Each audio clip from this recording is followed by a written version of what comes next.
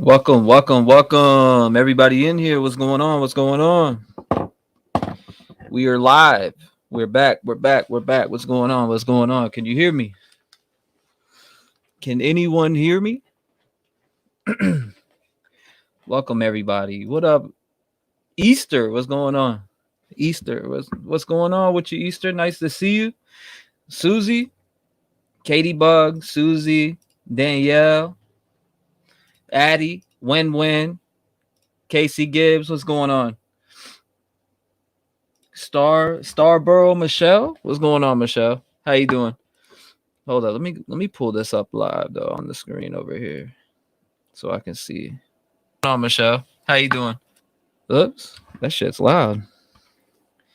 All right, there we go. We're here. We're good. We're in here. We're live. Make sure you hit the like button as you come in. We're gonna discuss tonight. People can call in.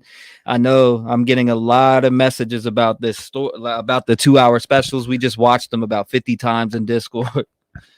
No exaggeration. We just literally watched the crap out of them. Like we watched both episodes and digested them. Should I say, dissected them, however you want to say it. Dawn, what's up? Looking forward to this evening's live with Trev and the gang. Thank you. Thank you all for being here. Shout out to all of you. None of your business. What's up, family? Hope everyone is doing well. Welcome. Hope you're doing well too. Violet, what's going on? Deidre, what's going on? Bargain, how you doing? Tanner, what's up? Gasson, what's going on, man? Welcome. Scott, how you doing, brother? Missed you, man. Missouri Vortex Chasers, what's going on, brother? How you doing? Diana, what's up? Magnolia, what's up? McCary Poo, what's going on? Peas in a pod. Hand wank waving. I don't know why it shows that way on this end. It should just show the emoji. Ange, what's going on? Welcome. Jennifer, welcome. Everybody, welcome. Amy, Jay, Kim, Sandra, Marie, Sarah. I see all you guys. OCD, how's it going? All right, so let's dive into it, right? I mean, a lot of the things that we heard last night, a lot of things. What, Hunter was late. Hunter was late to play, like, to meet up with friends and tell his friend he isn't going when she calls because he thinks Ethan is dead. Now, that was interesting when I heard that. I mean, I thought so. Kaylee's phone battery also died. That's why she called Jack from Maddie's phone. Was another interesting fact. Maddie and Kaylee together in bed. Murphy in her Kaylee's bedroom, all on the 3rd floor. Interesting as well. Write that down. That's a fact. What else was it? EMTs not allowed at the crime scene was another one that's how gruesome it was. So you have that. You got Kaylee went back to show Maddie her car and attend the party. I mean, that was confirmed by the mom. So God bless you, Kaylee's mom. I mean, they confirmed a lot of things on both of these specials. If you go watch the specials, we were watching them in Discord. Like I said, we've been dissecting both of the specials. They were 2-hour specials, but in reality, take the commercials out. It's like 1 hour and 23 minutes a piece, full of facts from the family, which was great to see. So you had that. You had no forced entry confirmed at all. Party of 150 people at 1122 King Road on Friday night confirmed. Up to 150 people, by the way.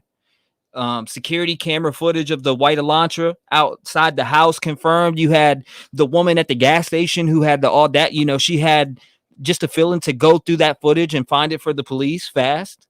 You had that, which is great to see. What else do we have? What campus security at the WSU were the ones that turned in the tip on Brian. So that was great also on their part. Confirmed law enforcement put out wrong info on Elantra due to the mistake. You had that. That was confirmed also. There was just a lot of things in this episode that was painted for us, I feel like. I don't know if you guys seen it. Let me know if you've seen it. What interested you from it, which is why I'm going to open the lines. We're not going to do no video watching. We're going to jump straight into the phone calls. I want to hear what everybody feels. I really do. I really want to hear. I mean, what it confirmed is Brian is a friggin' egotistical, narcissistic bastard. That's what it showed me. But hey, innocent till proven guilty, right? Innocent till proven guilty. But to a lot of us, he's guilty till proven innocent, right? But in general, like I said, then you got the professionals do believe that Papa Rogers' account is Brian. Unconfirmed as of yet, but looking likely. I don't know. What do you guys think about the Papa Rogers account? I'm about to go through your guys' comments in 1 second. I'm just saying, like, there's just a shit ton of stuff that was in those shows last night that were interesting to me. Like I said, I watched both episodes at least, I want to say at least 5 or 6 times a piece, just to dissect the facts out of it. So you have, I don't know how that just happened, but whatever. So then you have Kaylee's parents believe Kaylee pulled the sheath off of Brian during the attack, like a checkmate move. I'm telling you, if you haven't seen it and you have cable or etc., or if you want to jump in Discord, I played it on Discord. What's going on, Pisces? Welcome. Lynn, what's going on? Irene, welcome. All right, so if you guys want to call in, let's start it off. 219-885-9693. Let's hear what your thoughts are. I really am interested to hear what you guys think on this. I just turned it off, do not disturb, so you should be able to get through. 5 minutes. Let's go. I'm picking that up right now. 702, good to hear from you. You're live. Or 479, I'm sorry. 479, you're live. What's going on, brother? Hey, man, it's good to see you. I missed you the last couple of days. I did watch that show last night, and to me it seemed like there was maybe 20, 25 minutes of talk about Dickhead there, and that was maybe 24 minutes too long. I think you could have summed it up easily with piece of shit instead of calling him by Brian, you know. And if he would have done that, then the show would have been much longer. I think it would have been, right now I'll give that show that I watched a 7. And I think if he would have mentioned you and had you on there, I would have given it a 10, you know, to be honest with you. I talked to Hidden True Crime. You know who Hidden True Crime is? Yeah. Yeah, we're setting up an interview right now. They actually reached out to me today on Twitter, so I will be on their show soon. Hidden True Crime. Yeah. I mean, I think you nailed it. You know, when you started out with, you know, hey, the whole phone call to me was fucked up, in my opinion. You know, I think you nailed it when you said it that way. That'd be a great lead, in my opinion. You know, that's how it started. The whole fucking conversation was fucked up. You just got that vibe, you know. Yeah, but, no doubt. Whether it's him or not, I think that person needs to be watched. But that's just my opinion. Yeah, I think they spent way too much time trying to talk about Brian. It's like, who gives a fuck? You know, he's a piece of shit. He's gonna rot in jail. He can play his games all he fucking wants, and that's where he's gonna sit in jail until they fucking, you know, until, like I said, you know, days before, when he's reading light bulb wattage, getting fire sent through his veins. And that's how I feel about him. He's just a piece of shit. You didn't have to. I felt like they spent too much time talking about him. You know, that's my opinion. You know? Yeah, no, they talked about the victims a lot in those episodes. Yeah. Like the beginning part on both of them were pretty much about the victims all the way up until the end. I mean, I feel like that's when they dove into it and they got into his side and talked to his friends, etc. You know what I mean? They did talk to a few of his friends. They did talk to classmates. They did talk to people to find out who he was. You know what I'm saying? Yeah. Like, that happened. Yeah. Yeah, but, you know, in reality, nobody really gives a shit who he is other than the fact that he's a piece of shit, you know? And that's how I see it. You know, anybody that thinks on this planet, anybody that thinks he is innocent is out of their fucking mind. You know, and I know here in America, innocent until proven guilty, but I watched a show earlier today, and dude said, yeah, right. I mean, he's ex-con, you know, and he's like, yeah, good luck to him. Good luck to him. You know, he's fucking guilty as guilty can be, dude. So, anyway. Yeah, no doubt. Then, I appreciate you calling in, man. I appreciate it. Well, you still got 2 minutes. I mean, did you watch both of them? I did not. I watched the first one. Was it that aired NBC or last night ABC? on NBC. Okay, yeah, you need to watch the ABC one. It's on Hulu. Are you on it? It's on. Nah, I'm not on it. I'm not on it. Nah, then fuck it, dude. I don't care. If you ain't on it, I don't care. if Papa Salvatore ain't on it, I don't care. Papa Rogers was on it. You know what? And I'm glad that they verified that. Hey, that is that dude. And I mean, well, they said it was unconfirmed, but I mean, in general, though, the chances of it being him because he highlighted the sheath. The sheath dropped at the scene. I don't know verbatim exactly what it said, but I mean, I had it sent to me multiple times. He did say something about the Papa Rogers account said something about the sheath being left behind, which was weird. That was on the 28th of November. Yeah, weeks before they even, had the DNA off of it, So who else would know about that? So that's a very strong killer point right there. I mean, that's like, we got the murder weapon right here, and this motherfucker talking about a cheat that, But that was a very strong point too. I felt the whole thing was that with me, I was interested in the show. They talked about everything that I learned about here watching your show. I learned more off your show than I did their show. And I just still felt like they spent way, way, way too much time talking about him. It's like, I don't give about him. He's a fucking piece of shit. Right. I don't care. I don't care about his childhood. I don't care if he was fat. I don't give a fuck. Yeah. Because we all have, our own, things that we have to, excel through in life. And if overweight, is one of those things you want to go through in life and beat, then fine, more power to you. And you want to come out strong. I didn't give a fuck that he's fat. I don't care. I just felt like they spent way too much time talking about him when it should have been about, other great things. Anyway, dude, thank you for listening to me. And me, I'll always call you. I appreciate it. I got some good info on, a couple other things you want to bring up in the future. God bless you, dude. Thank you, brother. I appreciate you calling in. God bless you, man. I hope you have a good night. I know I'll hear from you soon. Oh, yeah, man. You know what? We'll talk to you later. No doubt, brother. Shout out to you. Shout out to him for calling in. If you want to call in, 219-885-9693. Make sure you call in. Yeah. Call in. Let's talk about those facts. Let's talk about those facts. 150 people at the house. Crazy. What a party, says Melissa. Oh, my God. Dr. Thrifty says that special show. Police have more video, and I'm willing to bet some of these cameras seen right inside his car probably can see his face. Hey, what's going on? You live?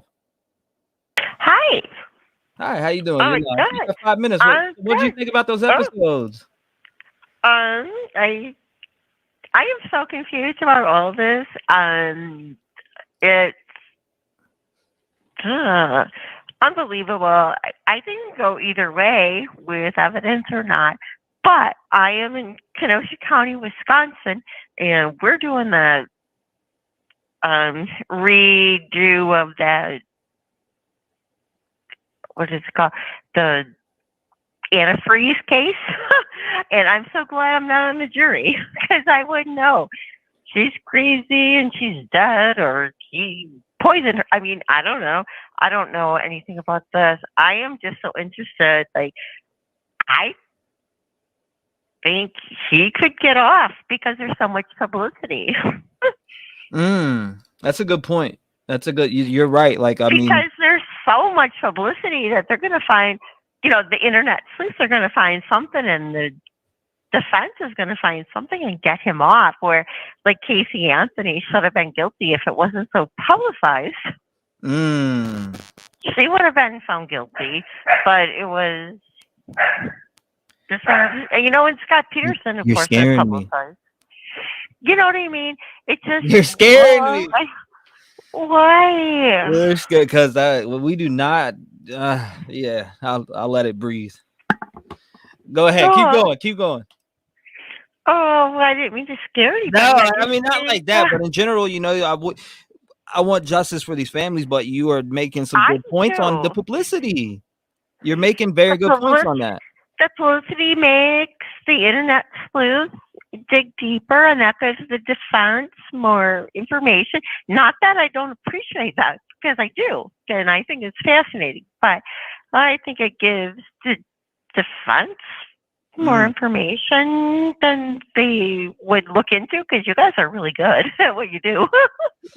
But I mean, we have yeah, you guys to get information from. That's the only, I mean, that's that reason, and I don't we do we do dig, but I mean, I get a lot of information from you guys too that I overlook or don't see.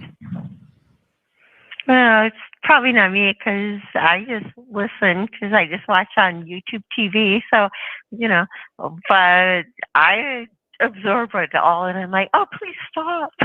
Don't give the defense any more information, or defense or whatever. And I don't know, because that Brian call, that I think it was The voicemail. I don't know if it was the voicemail, but he said something about the Elantra is not involved or something. And I keep wondering about that. Are they like, did he say it because he's deflecting, or, I mean, I believe the police and the FBI and Right. the marshals and stuff, but I don't know. I don't know. Like, It's scary. I don't know. It's It's scary, but I so feel like, crazy. with defense attorneys last night on the show saying, they'd be scared of this case, but like I said, that affidavit is one of a kind. Yeah. Yeah, that's really detailed for sure. So I wonder what's on the other side of that. You know what I mean? Because that's only one side, so what's on the defense side, I don't know. Mm-hmm. And that's going to play out in 5-6 months, right? You got June, what is it? June 26, 9 a.m., I believe. So that's with preliminary, and they're just gonna, they're gonna see the hand. They're gonna see everything. So when they see everything, we're talking 2 years till trial, damn near, or maybe even longer. Yep. And then those 2 survivor girls are older, and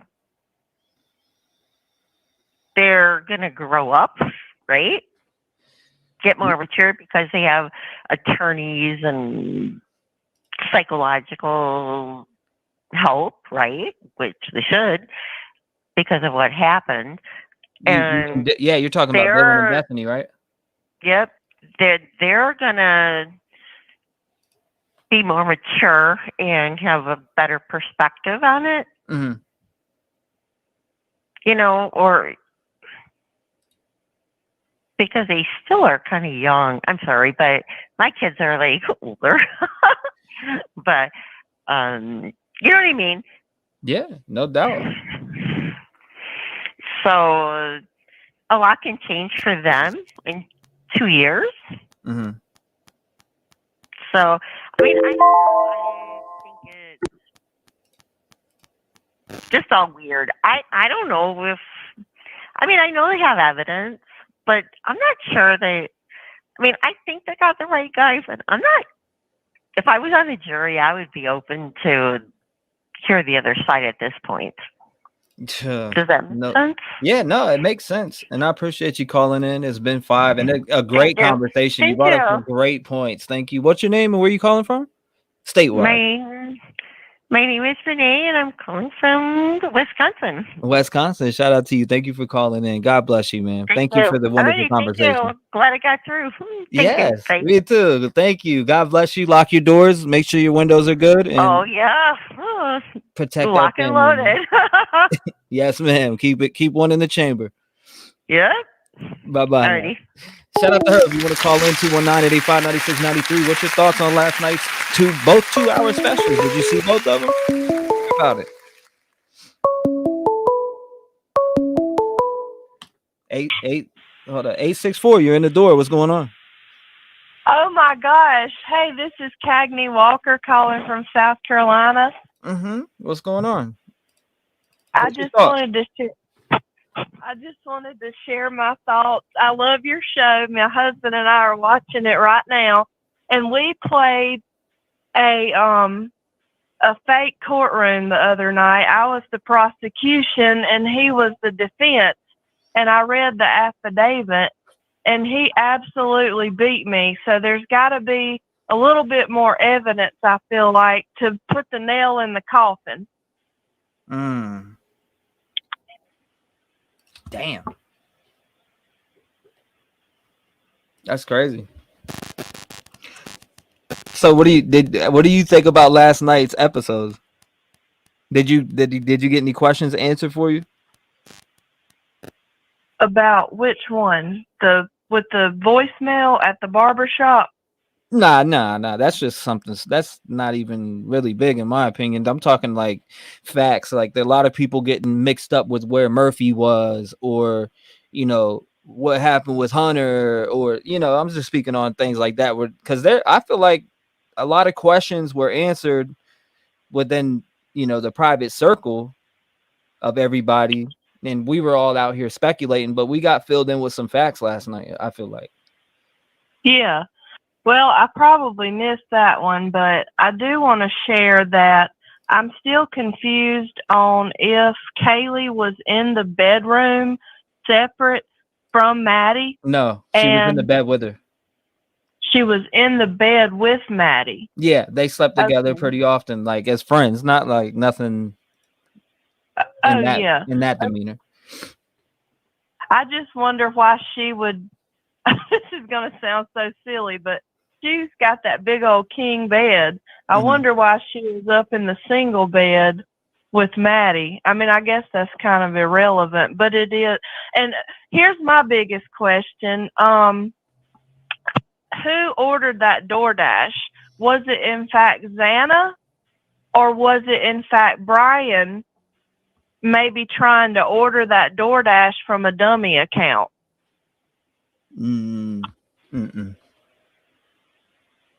Nah, I don't know why people keep thinking Brian ordered a DoorDash. That's crazy. But hey, I don't know. People keep thinking that Brian ordered a DoorDash. That's like the fifth time I think I heard that. Yeah, I saw it on Crime Circus. I believe his name is Drip Drop. We watch him sometimes too, and he definitely said that he felt like Xana did not order the DoorDash. And so I just wonder if, the Jack in the Box was allegedly next door to the Pullman apartments. So I don't know. I've always wondered if he did that, so maybe the DoorDash driver would be looked at for the crime or something. Yeah, nah, I just don't see that happening. Yeah, well, it's just a crazy case. It has definitely been, it's been a wild one. But you got me looking into the Christian Andriacchio case. I'm talking to his mom right now. I've been talking to his mom today. Well, I gotta say, I'm revved up about that one. So I mean, I know that this one, you're doing a great job with this coverage, but I can't wait for that one. I'm so excited to see something go down with that case. Yeah, no, that case is. I've been talking to his mom. I talked to her today, in fact. Oh, that's great. Well, I really appreciate your show, and thank you for taking my call. Yes, ma'am. And y'all, your husband. Oh, thank you. Have a good night. Yes, ma'am. You too. And enjoy those. What did you say you were doing? Y'all were acting the trial? Oh, yeah. I'm the prosecution, and my husband is the defense. And he is beating me. I mean, we're doing like a fake courtroom, and he's in the military, so of course he's gonna, I guess, do a better job. But I mean, I really hope that they have some more evidence. I guess, like I'm sure they have a lot, but I don't know. I hope he's prosecuted, to the full extent of the law, I think they have the right guy. I really do. No doubt. I appreciate you calling, and I feel like they have the right guy. Allegedly, also, he does got to go through the court system, which is our justice system here in the United States. So we gotta wait for those to go. For everything, all the proceedings to take place. So hopefully they do prosecute him properly, and he doesn't get off the hook. I feel like they got plenty of evidence, but yeah. Thank you for calling in. I appreciate you. God bless you and your husband, and y'all lock your doors. Oh, absolutely. I'm from South Carolina. So there's 2 serial killers from South Carolina, Todd Colehep and a Stanley Mossberg. And I went to high school with Stanley Mossberg and real estate school with Todd Colehep. So that's how early on in the case, I was like, dang, this just nothing fits. Like it's something out of the box with this crime, Yes, ma'am. So, well, thank you for calling in. I appreciate it. It's been 5. God bless you. Yeah, that's crazy, though. That's crazy. well, thank you. I'll have to talk to you about that. You'll have to email me about that. That's interesting. Thank you for calling in. I appreciate it. Okay, thanks. Bye-bye. Shout out to her, buddy. You want to call in 219-885-9693. Husband and wife. Jury. Oh, man. 201. What's going on? Yo. What's going on? You live? Hey, man, it's New Block. How you doing? New Block. What's going on, man? What's your thoughts on? Did you see the 2 specials? I did, man, but I didn't.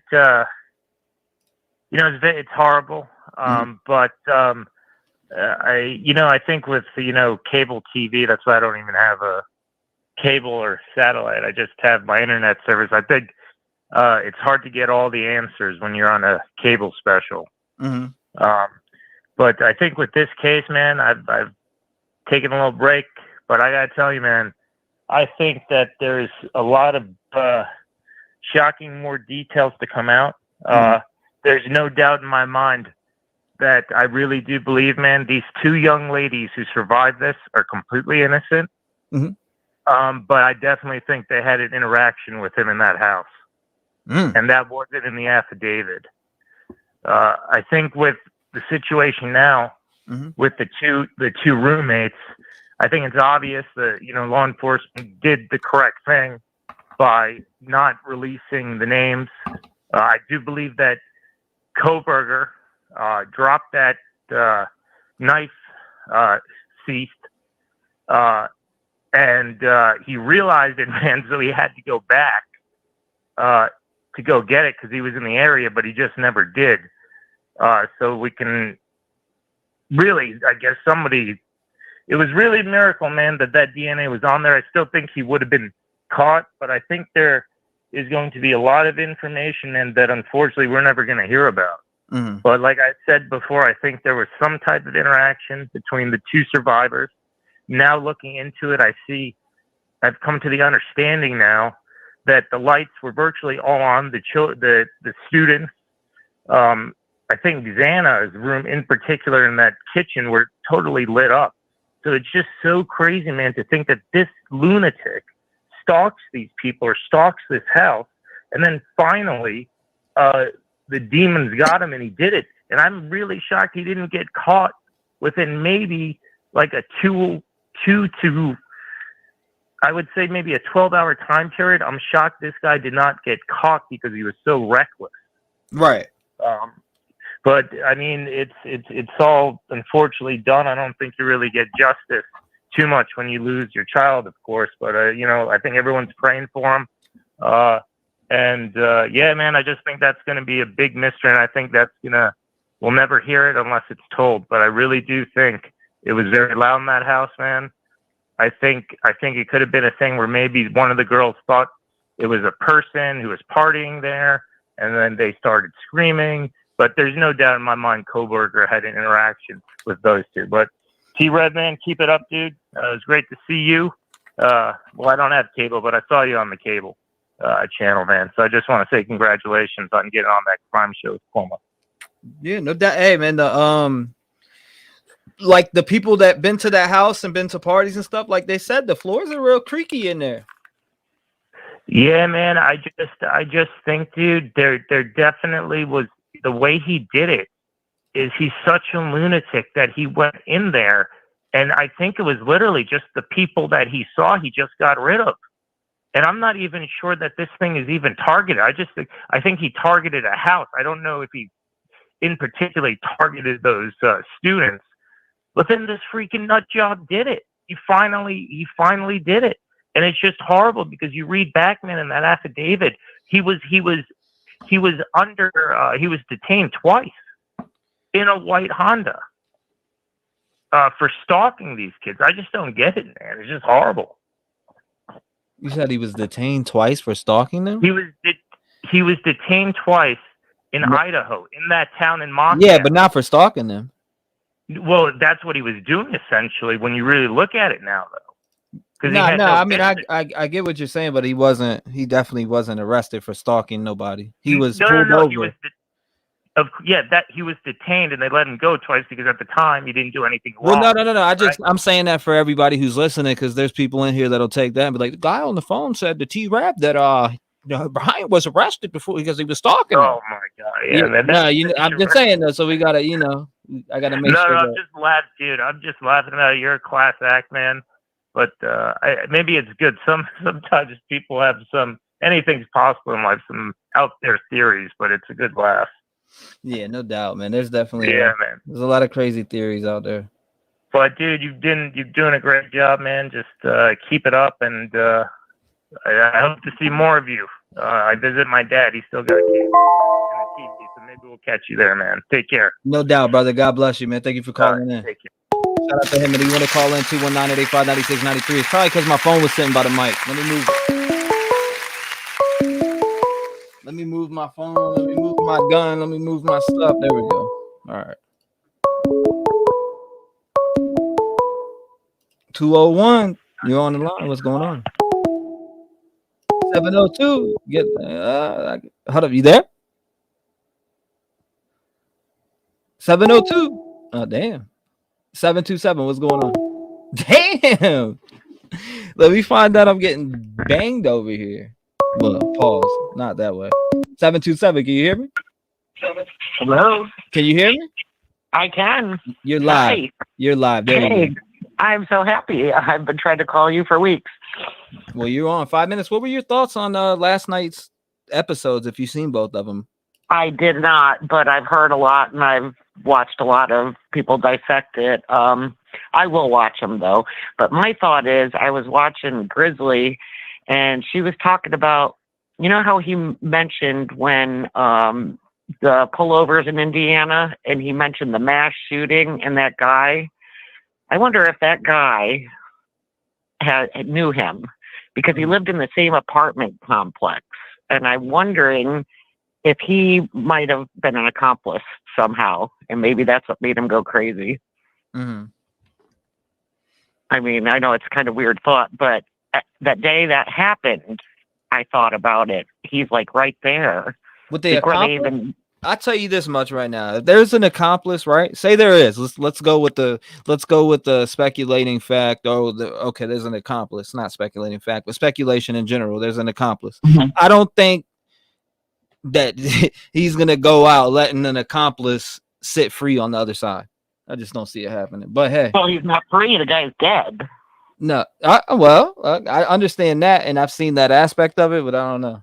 I don't know either. It's just a weird thought I had because at the very beginning of all this, before they even had a suspect or the white car came out or anything, the whole MO of the crime reminded me of Danny Rawling. And I live in Florida, and I moved here then. That's a long time ago. It was like 91, I think. And just because it was the sorority, that was in Gainesville, and he killed the sorority, similar situation, right, and left people alive too. And I thought, it's somebody that's into serial killers. I always thought that. And I thought, it can't be those young people. You know what I mean? I thought it was probably somebody in their 30s though. So he was a little younger than I anticipated, but I do think he definitely is involved. But that weird survey he did. Yeah. I'm wondering if that guy in Pullman took his survey though, And they did say they said occupants of the car. Did he have him drive around while he was in the house? No. I mean, it's just a thought. No, and that's a very good thought. And I've actually seen a video on exactly what you're talking about. You're talking about the guy at WSU that he's dead now. Right, and they brought it up to both cops when they stopped. Had them stop. Interesting, very interesting. And I definitely looked at that and I'm like, damn, that makes me think. So that's just, I mean, in general, would we find out about that now, or would we find out about that at trial? I feel like I'm wondering if that's why the warrants are sealed. Because it's the same apartment complex. Now, how in close in proximity did he live? Also, I heard about the lab at WSU that does surveillance, and they have I don't know if you heard about that. They have live stream of the cops' body cams and live stream of the cameras in Pullman and Moscow, where the students, now supposedly he wasn't involved in that program per se, but it's in the same building on the same floor. Interesting. Could he have been surveilling people at the college, watching what was going on? Interesting. Yeah, it's all very interesting to me, and you do a great job. And no, you just brought up that makes me think deep too, and it's like, damn, was that guy involved? Yeah, it makes me wonder, because I did think it was a lone accomplice, but the more I think of it and all these little things, and every day it's something else, something else wild comes out. And it's just, I've always thought it was so weird that guy did that. Maybe he threatened to kill the roommates because they were suspicious of him. Who knows? I mean, we don't know. We don't know a lot about that guy, really. They kind of hushed that up pretty quickly, Yeah, they did. I remember when it happened. Everybody was telling me, did you hear about that guy? Yeah, it just made me think, does he have something to do with it?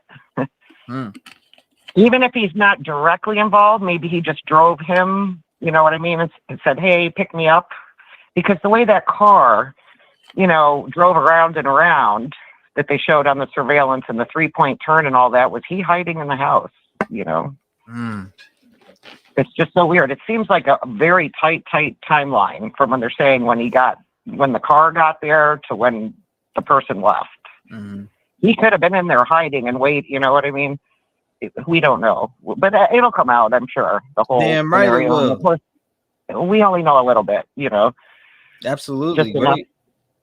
But I appreciate you so much, and thank you so much for taking my call. Absolutely, I appreciate the good conversation. You brought up some very good points. Well, thank you. I've been a true crimer my whole life. I'm an old woman now. I'll be 60 this year. I can't believe it. But you don't sound it. Oh, thanks. Well, I used to subscribe when I was a kid to Ellery Queen magazine, and I've always been into crime. So that's awesome. That very good perspective on everything that you mentioned. I appreciate you calling. It was wonderful. Hopefully, I'll hear from you again. Okay. Well, great. Have a great night, and thank you so much for all you do. You do a great job. Thank you. And I wish your grandma the best too. Thank you so much. I appreciate that. And God bless you. Lock your doors. Oh, we do. And we're locked and loaded, honey. Don't worry. Keep it locked. Keep it cocked. Yeah, absolutely. All right. Yes, have a good night. Thanks. You too. Thank you. Shout out to her.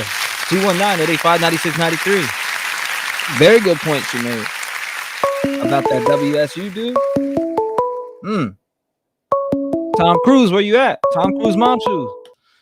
509. What's going on? You're live. Thank you. This is Vicky. What's going on? You said Vicky? Yeah.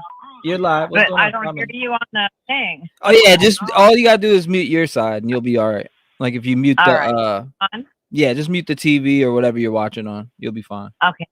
Well, prayers for your grandma, and I hope she's doing better. Thank you, man. I love my grandmother. Oh, she was so precious. And okay, so I am nuts tonight, and I'm sorry. This is probably the last time I'm going to watch any of this stuff for a long time, but I'm a subscriber and a member of yours, and I'm gonna stay that way. I'm gonna take a break for 6 freaking months or whenever this starts up again. Because I'm just finding this is therapy. So after I get done, I'm gonna send you a nice little chunk for my therapy session. because I'm getting pissed. I'm just kind of tired of all the repetitive stuff. And, you know, they say, well, the cell phone's not going to be admittable because of this or this or that. And I'm like, well, God, think about Wi-Fi. I mean, you know, they connected their Wi-Fi to the cell phone. And the lab at WSU that allows the video for them to go in on police body cams and stuff, that's only for Washington State. It's not for Idaho. Oh, okay. Yeah. So, and I believe Dave is Brian. I agree with you there.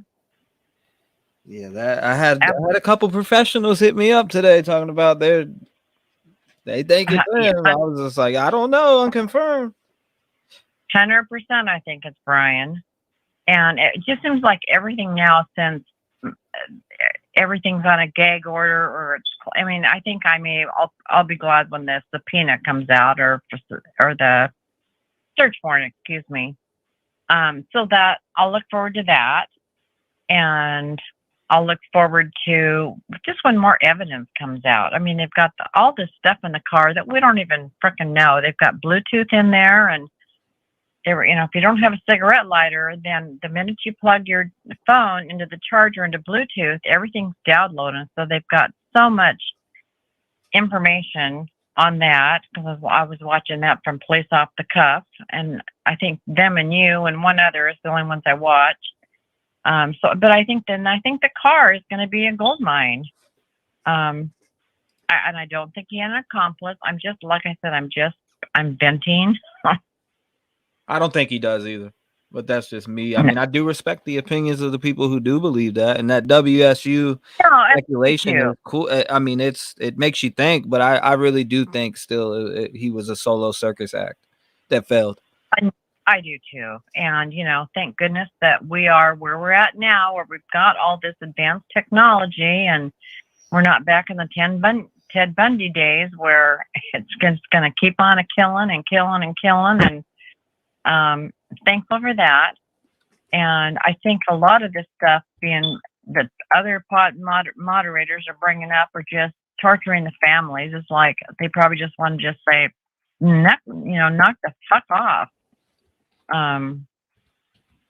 Just leave us alone, because all this is really affecting them. Whether he's going to get off because of the cell phone and this and that and this. So anyway, I'm just venting, and thank you for listening. And you're still my grandson, and whatever. They did mention Sleuth a lot in that episode. Didn't mention what? No, I said they mentioned Sleuth a lot in that episode. Did you see how they singled out TikTokers? Yeah. I was laughing about one call, but we did learn a little bit more about the people that were involved sort of in the 911 call. They, got these calls, and they knew that all these people were dead before, the police came, and when the police arrived, what happened. So, I did learn from the Dateline. I watched them both. Yeah, I watched both of them too. There was some validating things in there, like people call and ask, "Oh, well, Murphy, he was on the second floor." I mean, those small questions got answered for a lot of people. Yeah, Murphy. That still confuses me a little bit, because I've heard them law enforcement say, "Yeah, he was running loose," and then he was in there, but yet he's not covered with blood. So, I mean, I know, my mother passed just a few months ago. I mean, her dog I'm a nurse, and I've been a nurse for over 50 years, and dogs are at your bedside, period. They know when you're dead. Mm. Yeah, the dogs are good at sensing your vibe. That's for damn sure. They are. So. My baby knows when something's wrong with me. I mean, he immediately knows. Absolutely, they do. So, but anyway, so I probably won't be calling in for a while, but it's not because I know you're moving on to another case, and I may follow. I don't know. Yeah, Christian's case and Missy Bevers. Yeah, I just because this hit so close to home, living in Lewiston, Idaho, that YouTube, and I was looking for news, and then I never knew about these live stream things before, but I've enjoyed yours and just a couple others. A lot of them I've just kind of blocked because it's just stressed me out too much because I just wanted to scream. Oh, I don't blame you. You know, I had to take Anyway. me a little mental break. If you ain't noticed, I haven't been live that much. You know, I've been had to take a mental break, and I've been binge watching a lot of like just Dateline and a bunch of different shows, and just relaxing and sitting back and letting my brain rest. But while I was doing that, I found a couple different cases that blew my mind.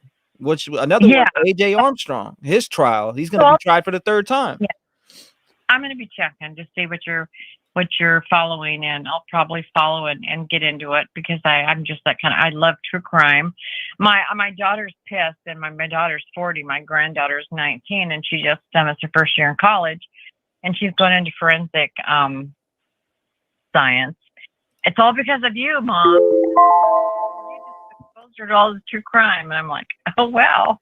She said, "Oh, that's awesome. At least she's into it. At least she's into it, and shit. You know, that's a good paying job. Yeah. Well, decent. All right. Well, you know, should be able to live good. Well, thank you for calling in and sharing everything with me. And yeah, hopefully we hear from you. But if you take a break, that's understandable. Yeah, I just have to for me. So I don't blame you. Therapy. So thank you. Yes, ma'am. I don't blame you. I mean, you know, we it's good to take a mental break. But I just believe he did it, and I believe it was him that called you. So. Well, thank you for calling in, ma'am. God bless you and your family. Keep your doors locked and stay protected and stay blessed. It's the first thing I do when I get up from work. I mean, for the first time, usually I wait till it gets dark. No, I do it now. So thank you. God bless you. You guys all have a good night. Thank you. Thank you, ma'am. Right. I appreciate you. Bye. Bye-bye. Shout out to her. If you want to call in, 219-885-9693. Yeah, let's keep going. Oh, he said replay the two shows are on Hulu and Paramount. Yeah, they are. They're on there also if you both shows. Or if you got Demand, etc. There's a bunch of different places you can watch it at. Sleuths. 717-7, you're live. Hey, T-REV. Hey, what's going on? You're live. 5 minutes. Hi, Mariana. So I just want to say that I think he was the one who called you. Then what do you think? To be honest with you, I don't know. I want to hear from a professional. I know, but like the voice sounds just like his, and then the pauses that he does in that when he called the barber shop wherever the girl to do his haircut. Mm-hmm. Don't you think it sounds so much like him? That's what I thought. I get it. I've got my inboxes have been blown up today over this. I mean, I know, right? I'm pretty sure. I tell everybody, even like Hidden True Crime, who was on the NBC episode, her and her husband are convinced that was him too, allegedly, you know, speculating wise. But you know, a lot of people are reaching out to me about it, and I'm just like, hey, it really is unconfirmed. You know? Yeah, I think he just made that creepy voice, just like kinda, I don't know, maybe take the suspicion from him, but otherwise, I think it was him. I really think it was him. And even like in court, every time he was there, he tried to not answer too many questions. Yes, and because I think he knew that all of us who love true crime are going to compare his voice to the caller, you know. So yeah, I think it was him. I really think it was him. And I watched that 2020 and I was bawling because I have 3 kids and I cannot imagine anything like that happen to my children. And those kids were amazing and they were beautiful. I mean, I'm 35, they were 20. So, you know, it hits home. And Yeah. I'm really happy that you covered tonight too, because I know you said you're gonna maybe cover another cases. Well, But no, I was about to, and then when I watched these 2 episodes, I'm like, holy shit! You know, there was a lot of things in yeah, there that holy were shit. painted for me. A lot of pictures that got painted for me when I watched those episodes last night. Yeah, I agree with you. And also that policeman, he said that there's more bombshells are gonna come out, Yep. right? Yeah. So I Absolutely. wonder what's gonna. Sorry, go ahead. No, you're fine. You go ahead. Yeah, I wonder what else is going to come out. Mhm. Because in the affidavit, you know, we were so shocked about, you know, the surviving victim who saw the guy, right? We none of us expected that. So I wonder, and then the DoorDash guy, and then that Xana was alive. I mean, she was awake when that whole thing happened. And why did Murphy end up in that spare bedroom? I mean, it's a lot of questions. So I wonder what's gonna follow. You know, June 26th, right? That's when his hearing is up. 9 a.m. Yes, ma'am. Yeah. So can you not ma'am me? Yes. Yeah. It's hard for me to stop saying that because I don't know. I was just taught. If I didn't say that, I'd get my ass beat. No, My grandma taught me if you don't say ma'am or yes sir when you're talking to somebody, you get your ass whipped. Well, you're like what? A couple years younger than me, so I think we're fine. I'm just saying though. So it's like something I'm used to doing. I might accidentally do it again. You never know. Oh yeah, I'll forgive you. You're just too sweet and too cute, so I'm fine with that. I'll But get my ass whipped. My grandma, you know, she's the one who taught me all about respect, so she'll whip my ass. yeah, she looked really nice out of surgery. I hope she's doing well. Thank you. I appreciate that. Okay. Well, I'm really happy that I got through, and you know, let's hear another cases whenever you have time. I'm all for it. Absolutely. Well, I've been talking to Christian. I talked to Christian's mom today. A case that I posted about on my community tab. Yeah, I read about it. Yeah, it's It's very damning. sad. When we dive into it, it'll blow your mind. And then there's a couple cases also. There's a guy that's in prison. He's been in for over 20 years, and a convicted killer that was in that area admitted to that killing, and he's still in prison. And then And he there's probably didn't do it. Yep, no, he didn't do it at all. And it's just, I mean, the evidence shows. And then you got AJ Armstrong, who goes to trial next month for the third time. There's been a hung jury in the 2 trials he's been in, so they're trying him for the third time in Texas. What the fuck is a Texas Ranger? Third time. That's crazy. Thank you. Yeah, I had a friend of mine that disappeared in Massachusetts. She was from Azerbaijan, and she was walking to her car and just disappeared. Mm-hmm. And actually, they found the person. They know who did it. He was a maintenance guy of the building that she lived in. They found a substantial amount of blood, you know, with the flashlights, with the the ultraviolet lights, and amazing that he was a killer before. Actually, he raped and killed somebody in '94, and he was amnestied for it. And he was a maintenance guy for that building or the apartment building, and the parents and nobody could come and take care of this because they didn't have the money from that very, very crap hole country. So, yeah, if you ever want to cover disappeared cases, yeah, that would be a good one. Well, anyway. Email it to me. I will. I mean, it's been like 8 years and nobody found her. It was in Massachusetts, Cape Cod. I'm pretty sure he just put her to a brick and just, threw it in the ocean. But Wow. That's interesting. yeah. Email me the information on it, and I appreciate you calling in tonight. Thank you so much. Okay. Take care. God bless you, and lock your door. Bye. Oh, you too. Thank you. Shout out to her, man. If you want to call in to 1-988-596-93, what is up? Hold up. What is up about the female seen running away at 2 a.m.? I thought that's been debunked. Or am I tripping? T-REV, 1,000. That was BK. T-REV, your grandma did an outstanding job. Yeah, she'd be here whipping my tail if she heard how I spoke sometimes. 843, you're talking to me. What's going on? Yeah, T-REV. What's going on, brother? Man, doing good. Just watching the playoffs. So top it off here. What were your thoughts on those 2 episodes last night? If you did catch them, so you talk about the Chronicles of Olivia? No, I'm talking about Dateline.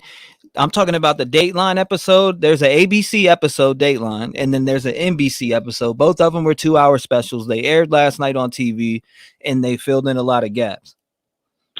I didn't catch those, but I did catch the beginning of your live stream, and you were talking about how there was a party going on, like Friday night. I guess Friday night, which is that would be the 12th, right? It was Friday, and then Saturday was the 13th, correct? Mm-hmm. That is something else. That is something else because that leaves more access to obviously someone going in there and doing what they did to Kaylee, and Zaina, Ethan, and Maddie, and it kind of leads me to another point. I didn't see it. I need to watch it. I really do, and unfortunately, I haven't. But it just leads me to the first point is that to protect yourself. I think with Chronicles of Olivia, with the interview with the dad, it was like, I hope his message is to protect yourself.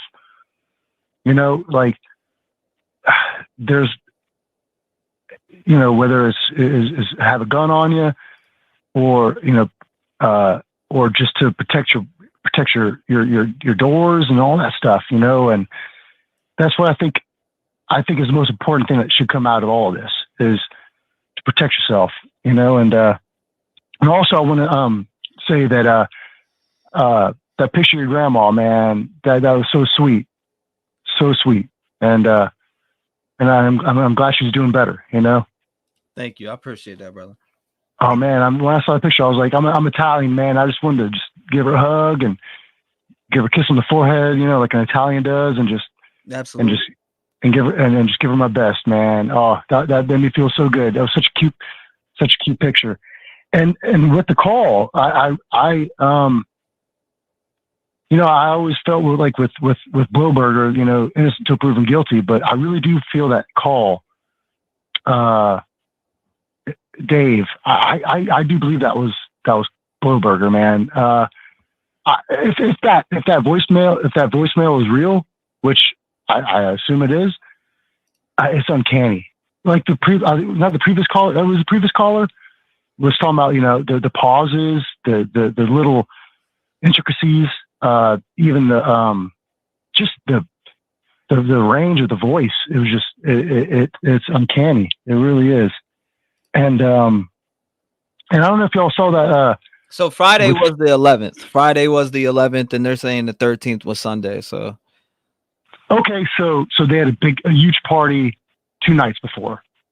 Yeah, I'm sitting here still thinking about those episodes, but you got to go catch those because all right. So if you have Hulu, you can watch it.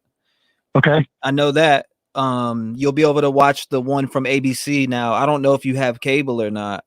In general, I cut the cord, man. So I just have like the Roku stick and all that shit.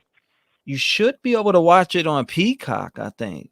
If I'm not mistaken, I could be wrong. Chat, let me know if I'm wrong, and let him know in the chat where he can watch it. But you definitely need to catch those 2 episodes because they do have some things in there. Awesome, I'd love to. Is 5 minutes up? Nah, you're good. Right now you got 1:26, but I just wanted to, I think you need to catch it out, and I would tell everybody out there they need to watch those episodes. I mean, we watched them in Discord probably about 5 times a piece. I know. See, I don't have Discord, so I wasn't able to catch it. But what was the? I mean, so what were some of the things that stood out to you? Just a lot of the questions that we get asked every day. Where was Murphy? What about this party we heard about? And what about Hunter? Hunter, just a lot of different things like that get answered. The food truck, they talk about sleuths. They talk about everything that we covered on here. They talk about that and more, but it's from the inside, the people from the inside, the people who really know the correct information, the facts in the case. That's who you Do hear they trash? from mostly. You said Do they what? trash sleuths? Yeah, they trash sleuths for sure. Man, see, I hate that shit, man. I can't even. I won't even watch that, man, because I think the sleuths are the real deal, man. Look, authorities are cool and TikTok everything, man. sleuths, though. What's that? TikTok sleuths, they were bashing the hell out of TikTok sleuths. Like it was only TikTok that they shown as far as people, but they did just talk about internet sleuths in general, and how that they got to talk about them compromising cases. And I don't know. About you? Did they talk about the Dave call? I was pushing my "get the fuck out of here" button in my head, but nah, they didn't talk about the Dave call. But I did get a message from Hidden True Crime that was on the show, the NBC show, and I talked to her on Twitter, and she was like, I want to get you up on the show because me and my husband are speculating, and we talked to a few people behind the scenes. I'll just leave it at that. Right on, man. Hey, but dude, I'm telling you, man, like, you're influential, man. You really are. Like, I've been catching a lot of these live streams, man, where it's all call-in. I've never seen this before you, and now all of a sudden it's like call-in, which is good. I mean, hey, dude. I mean, there's been people that do it. There's people that do it. I know people that do it. I know sports place that does it. I know Dolly's done it. There's people out there that do phone calls, but there wasn't many. We definitely I feel like we definitely set that standard. I think I really do. I mean, and I think it's great. I mean, hey, I mean, it's vouches your influence, and that's great. That people are doing that, and I think in general that's a great thing. And I really do think that, with the AR, I've called them before, and I really do feel like the ARG thing is still something to think about, man. Like the alternate reality game with him, and his presence online is crazy. Like it's becoming more, I think, more and more evidential, to his case. And I've tried to say, innocent still proven guilty, but the defense has a lot to go with. The defense has a lot to defend. And, like I said, we have to remember our justice system and T-REV, man. I thank you so much for, and I'm telling you, man, you're influential, and I'm so glad your grandma's doing great, man. I'm telling you, man, that picture you sent out, man, that shit hit me, man. That was awesome, man. Are you Italian? I would call her Nona. Nona is Italian for grandma. I don't know. Are you Italian or Hawaiian? Mostly Hawaiian. I remember when I did what's that test they do? That genealogy test. Yeah, 23andMe or whatever. Which is a Hawaii. I forget exactly. It was Hawaiian, German, and some other shit. I'm a mutt. Cool, man. Awesome. Hey, the best of all kinds, man. That's awesome. That's awesome. Best of all kinds, man. Hey, God bless you, brother. God bless you. God bless you. I appreciate you for calling in, brother. Thank you for the kind words, and definitely check those 2 episodes out, man. Definitely check them out. I'm on it, man. I'm on it, brother. I'm on it. God bless you. God bless the family. Thank you, my man. I appreciate that. God bless you. Later. All right. If you want to call in, it's 219-885-9693. I get stuck into these conversations, man. You guys bring good conversations to the floor. Call in. The lines are open. Dooley, thank you. What's up, Steven? Magnolia. Thank you, everybody. Thank you, Cagwalk. Thank you, Skittles. Thank you, everybody who's been showing love. Shane, Dooley. I appreciate you guys. I appreciate everybody for being here in general. 215, you're live. What's going on? Hi, this is Crystal. Crystal, what's going on? So what's your thoughts on those episodes? So I only saw the Dateline one. I just found out watching your show that there was 2, so I didn't get to see the 2021 yet. So I'm gonna have to watch that one. But I do have a comment about the dog. Everybody keeps hoping that the dog is going to connect Brian, but as a dog groomer, and I groom doodles quite often, they don't shed nearly as much as other dogs, so I don't know how that dog could possibly full on connect him in any way. The more I think about it. Right. So that's one comment there. And then the other thing is, with everybody talking about the other dude from that with the mass shooting, they aren't letting us know his name. So I am very curious about that and why they're not releasing his name. But Grizzly True Crime does do a whole breakdown about it that does make you question more on the connection between him and Brian, if there is one. I'm gonna have to check that out. You might want to check that out. It's pretty interesting when she broke it down, how she breaks everything down. And it makes you question if you did have somebody else there or someone else helped him in any way.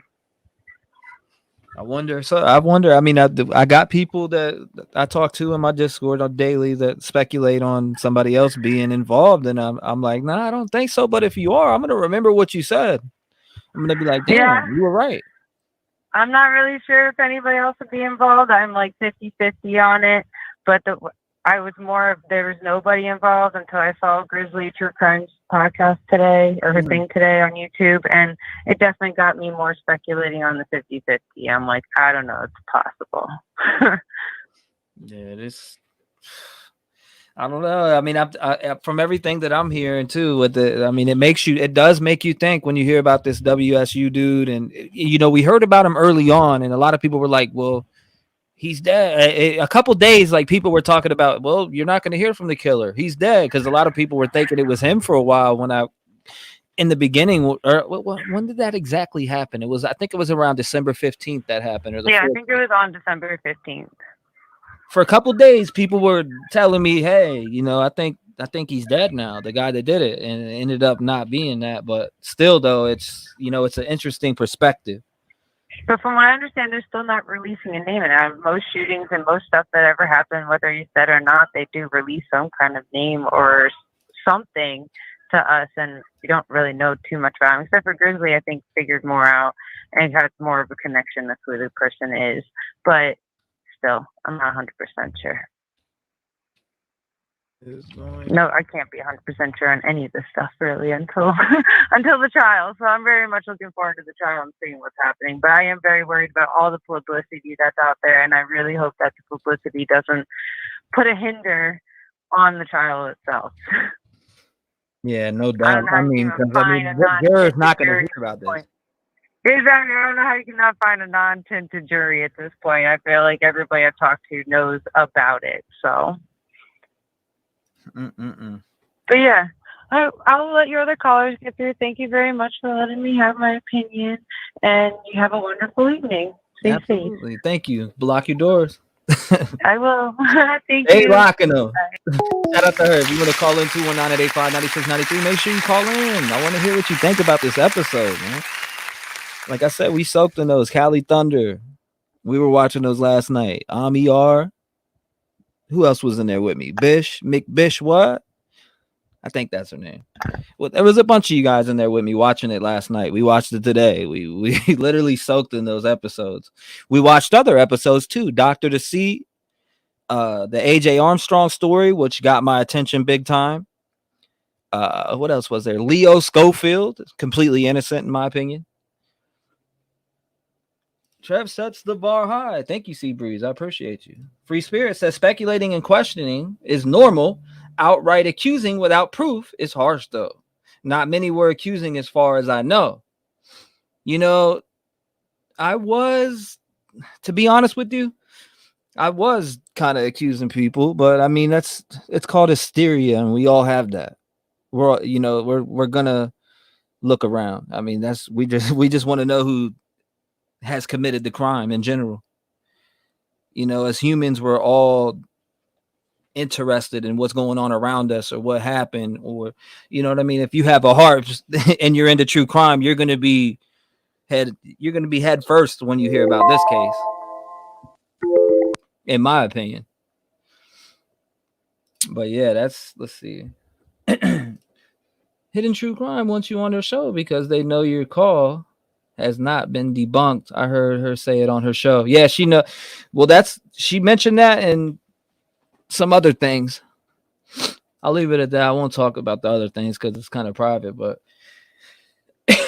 Diane caller is right. At least I didn't see call-in shows till yours. But no, there was call-in shows. There was a couple of them. I seen one in sports, which they use a whole different system. We might need to move to that system because this shit is trash. 219-885-9693. The phone number is at the bottom of your screen. If you don't want to call in, then don't call in. T-REV. Oh, T, now you're in the system. In the system. Kind caller. And I'm watching numbers just fly by right now. Why is it not going through? Weird. Let's try it this way. I'm just going to grab a random one. The system is completely broke. Hello? 519, you're live. I seen you calling in, so I figured I'd give you a call. Hey, how are you doing today, Trev? How's it going, brother? How you doing, man? Nice to hear from you. Yeah, I don't know if you remember me. Yes, I remember your voice immediately as soon as I started hearing you speak, man. Yeah, I'm the guy that was on the phone all that time when you were scrolling and scrolling and scrolling. You're damn right. I remember you. That was painful. Dude, what's your thoughts on everything right now? What's going on? Oh, what's going on? Haven't really followed it a lot, but like from the affidavit and stuff, I think they've got enough evidence to nail this guy to the wall for sure. Mm-hmm. But I also think that because I've actually, I think that might have been Brian on your call, that Dave guy, because you know what, we debunked it that night, but then all of a sudden it's not debunked anymore, right? Nope, because we ran a test in Discord to see if you can use people's numbers and just grab a random number and use it, and you absolutely can. Yeah. So when was the last time you called the guy? I've tried multiple times. I have not got one response from that number. Why are you calling tonight? I've called the hell out of them. I mean, it's to the point where I've even had what was it, News Nation? They even tried. Yeah, I know. Oh, they tried. I watched that. You did a good job on that with Chris Cuomo. Oh yeah, News Nation 100% tried. Yeah. Oh, really? And so what I'm saying is, so I was thinking about that though. So the timeline when the Steve guy called in, Brian guy probably would have been on the road with his dad, would he have not? And you said that. No, he was 100% on the road with his dad. There's just no ifs, ands, or buts. If you're in Indiana, you were definitely on the road. Okay, so think about it. If they did stop to get a motel room, they probably would have just got one motel room and shared it. So 12:33 my time. So that means that he was in Indiana. He would have to be either in Indiana or close to Indiana on December 15th and in a hotel at 12:33 a.m. Yeah, that's what I'm thinking too. Absolutely, 100%. Sure, his dad would have went to sleep or something more than likely, or whatever. They probably would have shared a room, right? Mm-hmm. So that timeline, he would have been on the road. So you think it might have been a little hard for him to make that call at that time period when he was on the road? That's the only thing I have a question about, like it was him or not. Mm-hmm. Because it does sound like him, though. It really does. Yeah, no, it definitely does. It really does. It does sound close. At least to me, it sounds like maybe he's. I don't know. It sounds close. Yeah, it's close enough. You can't 100% debunk it, can you? I can't 100%. I can't 100% debunk it. When I hear it, I'm like, my call. If you listen to my call was louder. The audio's way louder on my end. Yeah. And then you're hearing that versus a voicemail.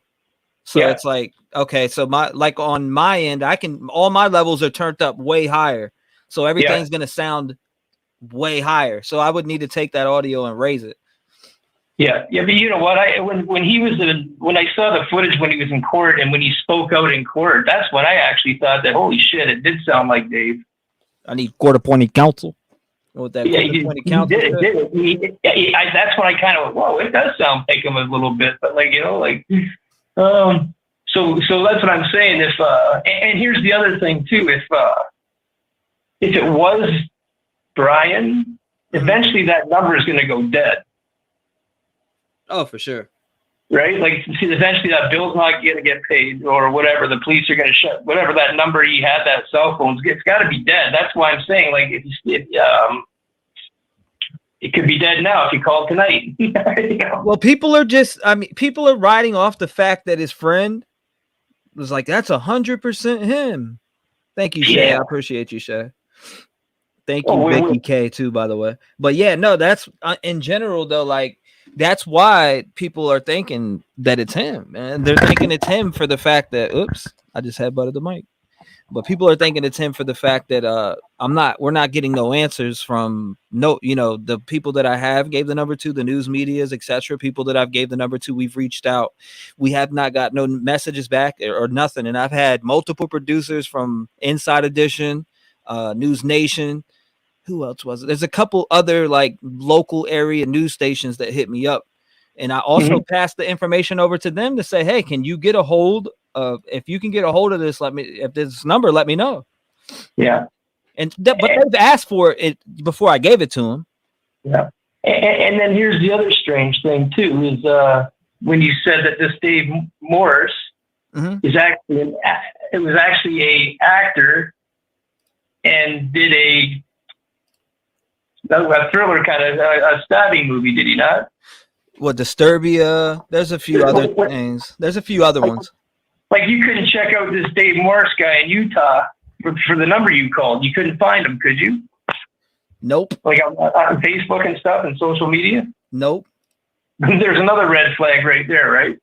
Nope. I couldn't find or get a response from anything that I found relating to that name or number. So yeah, I mean, that's why FBI has it, and it's just, whenever it gets to that point, they'll reach out to me. Oh yeah, you probably if it even is him. Like I said, I tell people it's unconfirmed, but I have to believe it's him when I'm getting no answer on the other end. Like, I mean, I don't know. That's how I feel about it. So if the FBI did recognize that it was him, they would use that in court. That evidence in court, actually, because of if they matched that voice and used it in court to, this is what you said on a broadcast about killing people.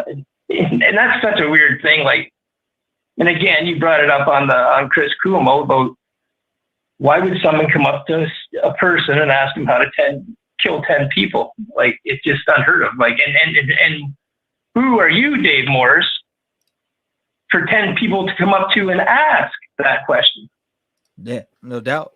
Well, why would 10 people be attracted to Dave Morris and ask him that question? Like, what did Dave Morris do to have 10 people ask him that question? There's another red flag. So I see like 5 or 6 red flags that would kind of lean it was towards the killer dude. I don't even want to say his name, really, to be honest with you.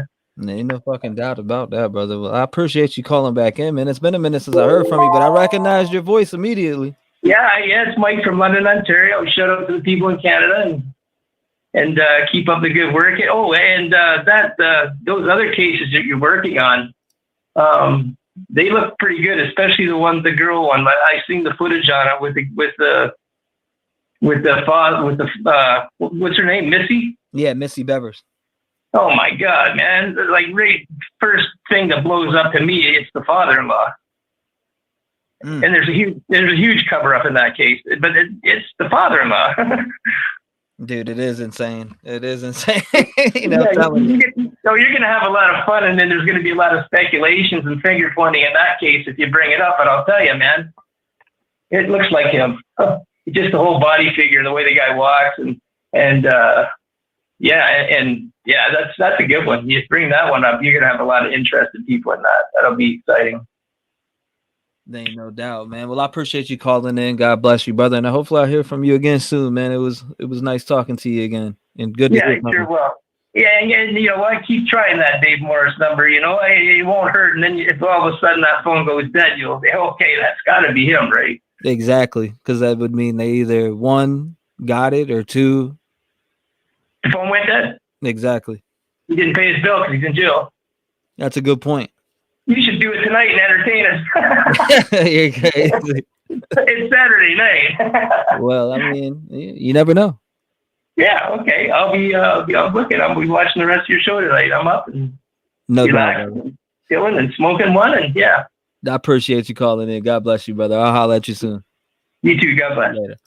Shout out to him. And if you want to call in, 219-885-9693, make sure you call in. And if the numbers do what it just did, I'll randomly call you back like I just had to there, because this phone service sucks. I do not like it whatsoever.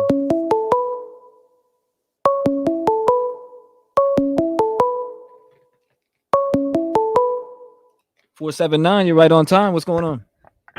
Hey, T-REV. Hey, I've got a couple of questions. On the show I watched last night on NBC, we always speculated that the two stops that they had done on him in Indiana were FBI controlled. And last night they were saying, no, it's just coincidence. That was just coincidence. So I wanted to know what your thoughts were on that. And on the two stops? Yeah, they were saying that was just coincidence. That the FBI had nothing to do with that at all. I don't know. I call cap on that, but I hey, you know, because they were on. You know why I call cap on that is because they were on to him in like right around Thanksgiving. Yeah, that's why I call bullshit on it. But in general, I mean, could I be wrong? Yeah, absolutely, I could be wrong, but I think that they were on to him. That's just me. So you saw the NBC and you saw the CBS, and what was which one held the most truth in your opinion? NBC, as far as okay, so NBC and ABC, which one held the most truth? I would have to say NBC started out good. Like it just started out coming out with some things that would fill you in on the timeline. Yeah, you know what I mean? That's they how did a good job. about it too. Yeah, I thought they did a pretty good job. You know. And one of the things that they said was that all the calls, the 911 calls, they're going to be released in 60 days. Have you heard anything about that? No, sir. Absolutely not. I had heard that there was some information that they are right now have a gag order on are going to be released in 60 days. Mm-hmm. Well, which would make it, 57 days now, if not even sooner. I'd have to, but I thought that they had mentioned that too. With the gag order being out there, I don't think they're going to be dropping shit. Yeah, it was just something I had heard, and I wanted to. I don't know, maybe somebody else had heard it. Yeah, no doubt. Maybe they have. Anybody in chat heard that? What he just said about the phone call? Or I'm pretty sure that they were saying that the calls from the Anyway, you're talking about the 911 call, right? Right. Did anybody else in the chat hear that? That's interesting. It was something like by law it had to be released after 60 days after, or something like. They can only hold on to that information like for 60 days, and at that point the judge has has no control over it, or the judge at that point will say no, let's extend it. But at some point, I think after 60 days, that it automatically has to be released. They have to let it go. It's public information. You can't keep holding on to public information. Even if the dude's been arrested. I mean, they've got more than enough evidence to fry him. So, but that's what I had heard, and I just wanted to pick your brain about it and see if you knew anything about it. If you'd heard about it, or if the chat had heard about it, or something. Chat said yes. I scrolled down the chat. I'm looking at it. Somebody said March. Yeah, that's what I'm reading too. I mean, I'm scrolling. I got you on the TV. I don't have you on my laptop, so I can't really say a whole lot other than. But his apartment. No, his apartment. I'm just reading some of this. Hold on. Yeah, it was something about the findings in the apartment and the 911 call will technically have to be, or legally, technically, whatever, have to be released after 60 days. Yeah, I mean, they can't hang on to that information. They've got to let it go. I don't know. You about to have me look that up. With under a gag order, can they release a 911 phone call? Anyway. I'll let somebody else, maybe somebody that's hearing us now is saying, "Oh, I know the answer to that," and I'm trying to call in. So let's just see. I'm literally looking that shit up. No, only cause drugs not testimonial in nature are admissible. Is that okay? They're talking about admissible shit. That's like a Detective John maybe question, maybe even above a Detective John question. Yeah, I haven't even heard about him tonight. Is he all right? I haven't heard from him in probably about 2 days, bro. That's like an attorney question, in my opinion. Yeah, I'm pretty sure. If I don't know, and if you don't know, and the chat room doesn't know, I'm pretty sure Detective John would know. It'd be nice to hear it, you know. Yeah, I would like dude, not nice in a pleasure way, but it would be good to get a listen to how how it was. Yeah, it's kind of a little more insight on some things that we had questions about, I guess, and fill in a couple of blanks. But man, I don't know. I mean, dude, it hits my heart so hard. I don't. You can't talk about this case without having a tear come to your eye. You can't, unless you're just so frustrated with Brian Bitchberger. But nah, there ain't no doubt about that, brother. When you think about these 4 young kids and they're not kids, they're adults in reality. They're adults. They're young adults. They're young adults, and literally, I don't know why I say kids. They're young adults because they're in their 20s. They hit adulthood, and they were going to college to better their life. And it's not like they were out there causing havoc on the world or anything. You know what I mean? Yeah, man, they were college kids, man. You gotta love them. I mean, do college kids party and etc.? Yeah, they do party. Are college kids innocent? Are people innocent? No, but do they deserve to get killed? Absolutely. No, the fuck not. No, absolutely not, dude. Absolutely not. I mean, oh well. I'm gonna let some other people jump in and enjoy your show the way I am, dude. You stay cool, dude. I'll talk to you later. Okay. Mm-hmm. Thank you, brother. I appreciate you. God bless you, man. Love you, man. Appreciate you, man. Love you back. Shout out to him, man. Good call. Thank you. Confidential informant involved, in my opinion. 219-885-9693. It is still part of a very active investigation they can absolutely keep. Vicky says, just got pissed again because another mod gets $100 chat because they don't have call-ins or opinions. They just say what is going to happen next and next and next, and they don't know all evidence. And number 1, Idaho, we are different. Thank you, Vicky. I appreciate you. Damn. Vicky's not playing. Vicky's getting it in. She's letting you know. Thank you, Vicky. I appreciate you. But damn, she said we are different. Oh my God. E-Star, such a good point. That you Kantik says, yeah, that coroner calling Kaylee's baby sister is, oh my God. Sarah says apartment search warrant March 1st. Hold on, let me turn off do not disturb. So I can see these. There we go. 423, you're on with me. What's going on? Am I on the air? Yes, ma'am. You are on the air. What about that? Hey, hold on just a minute. I want to hit my volume. I want to hit mute on my remote. Take your sweet time. I found the right note. Take your sweet time, ma'am. You're fine. Found it. Okay. The affidavit. Mm-hmm. From what I understand, is it will be unsealed in March. So we've actually got from now until March, and when they open that up, we're going to hear a whole lot of stuff. They've just put out to us little things like, no, not really big deal things about what they know about how bad, it's, but it's going to be a big deal.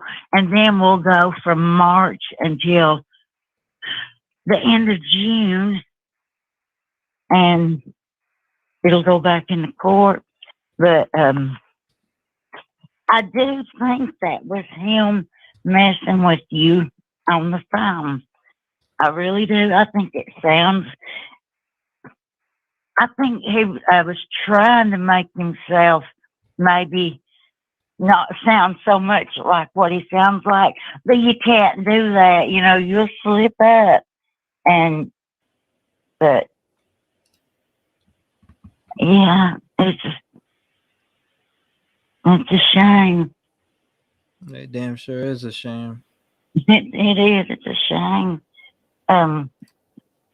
You know, I kept thinking, you know, Kaylee's dad and sister really kept her, you know, out in the open. And then, of course, they loved Madison like a dog too. So there she was. And so, you know, Zana and Ethan, you know, I mean, of course, you heard about them, you know, and stuff, but not so much like the girls. And it hurts. I mean, it hurts my heart so bad. I mean, not only did their lives get taken away from them, but they were happy people. And he just, you know, he just went in there and just ripped their lives away. But what I was going to say, my heart hurts worse when they show Ethan and talk about him, because Ethan, you know, man, he was a good kid. Now, from what, I mean, I've not heard anything out of the way about him. You know, he was just a good kid, and he was a triplet. Oh, it's a shame. Yep, and they all went to the same college too. Yeah, and what's weird is there's some things coming out of the woodwork now. You know, people are starting to talk a little bit now, where, you know, you really didn't hear much from like the locals and what they know. You know, the adults that are got kids in that school in Washington and the school in Idaho, and they're just sitting there like 10 minutes apart. And now people, like parents, I heard a woman, a parent, who was it that I listened to? Oh, it was, whose parent? Okay, it was these two girls. I think she had two daughters, or she got a daughter and son. They go to Washington, and they know stuff, and then, you know, other students, and so they're starting to talk. Well, now some of the parents are calling in and saying, you know, other things that are going on that they need to pay attention to. So, but yeah, I'm just excited to see what they've got in the sealed documents, because when we hear that, we'll probably rest assured that he, you know, he won't be going nowhere, and stay right there. Man, can you imagine? He was like up washing walls in the night and stuff. Everybody talking about what's he on. I mean, come on now. He acts like somebody that's strung out on the man. Yeah, no doubt. And this is just allegedly. Yeah, it's all alleged. He just, you know, shoot the shit. Don't let nobody get on about it. But he does. I mean, from what I hear about the way he acted and stuff, you know.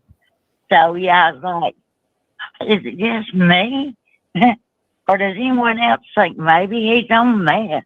And if he is, man, if they could drug test him, they would be able to say, look, who meth head done flipped out on the drugs and killed a house full of kids, But he, okay, well, I know my time is up.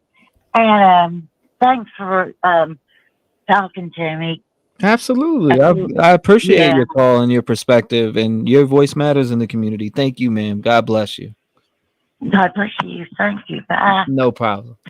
Shout out to her. God bless her heart. If you want to call in 219-885-9693, what's your thoughts on last night's 2 episodes? Is there anybody that deciphered these 2? Let's hear it. 951, what's going on? Hello. Hey, what's going on? You live.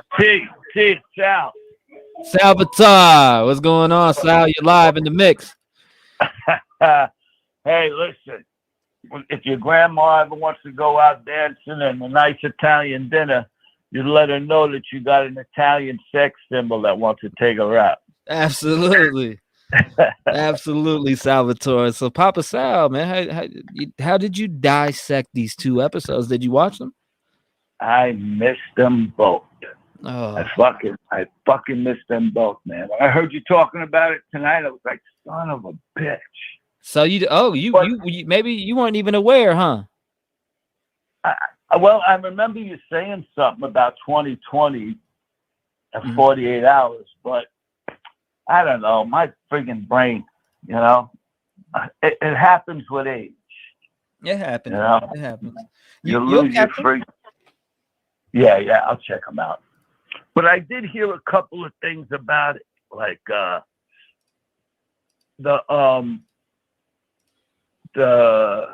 150 people at their party Friday night. Yeah, up to 150 people. Yeah, that's crazy. All right, and that was just Friday night. Mm-hmm. I remember what I told you. I said, guaranteed between August and November, these girls had tons of parties.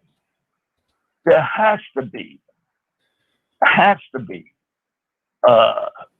shitload of people going in there, and bringing friends of a friend. I don't know. I'm gonna go out on a limb, but I kind of think that this guy was in their house and he knew the layout of the house.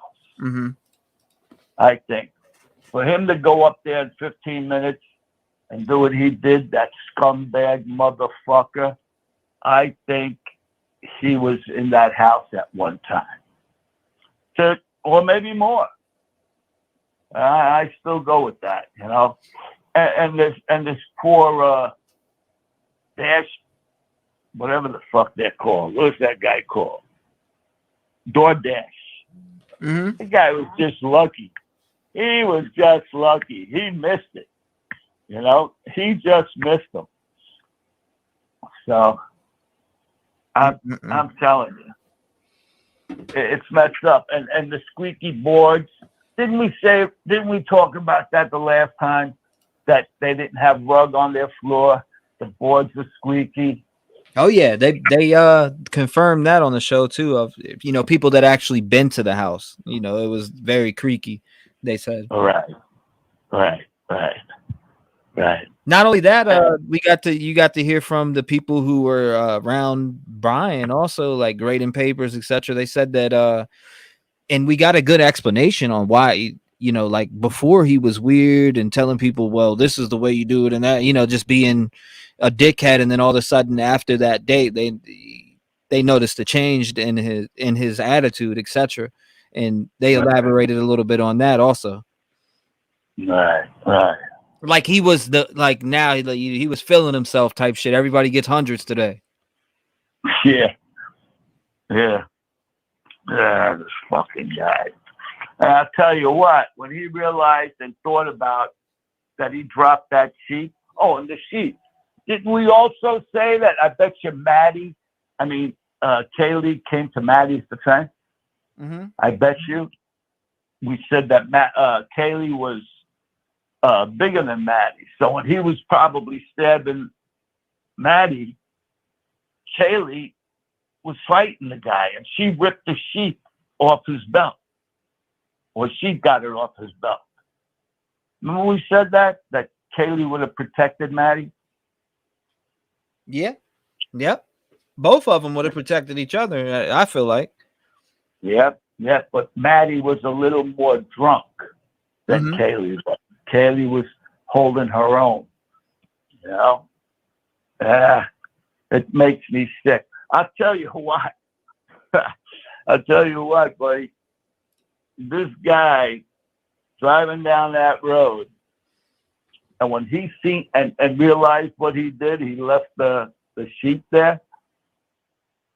Guaranteed, when the lights went on that cop car, it stunk inside his car. He probably shit himself thinking, uh-oh, you know, why the fuck are they pulling me over? Maybe they got me, you know? And even when the cop walked up to the side of the car, right, the father's face, you see the father's face, he's showing his teeth like, Jesus, it stinks in here, you know? Guaranteed he shit himself.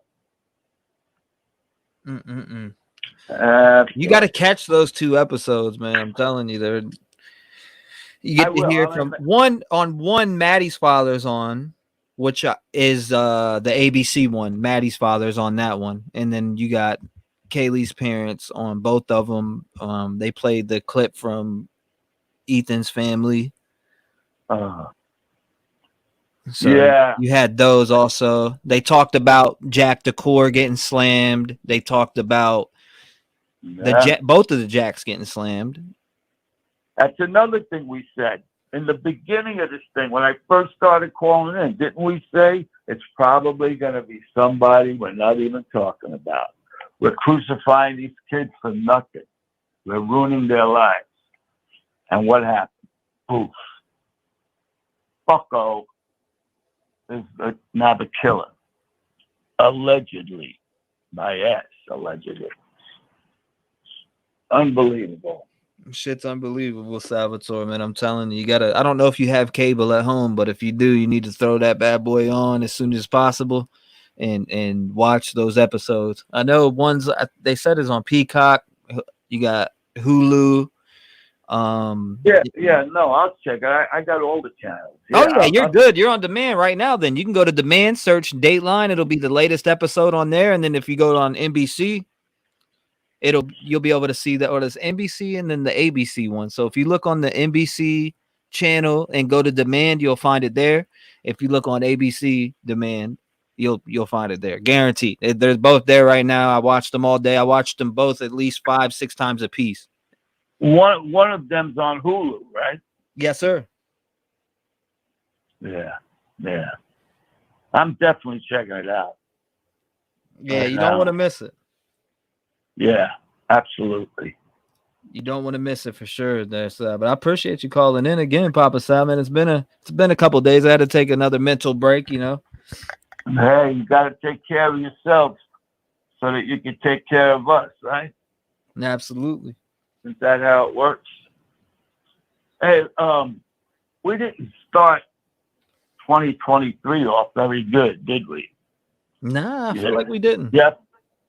Jeff Beck died. Evel Knievel's son died. Lisa Marie died. That blew me away. Yeah, Presley. I was like, holy shit. And then I started thinking, you know, I'm in their age range here. I wonder what if I'm next, you know? Nah, don't be saying that. Don't be saying that now.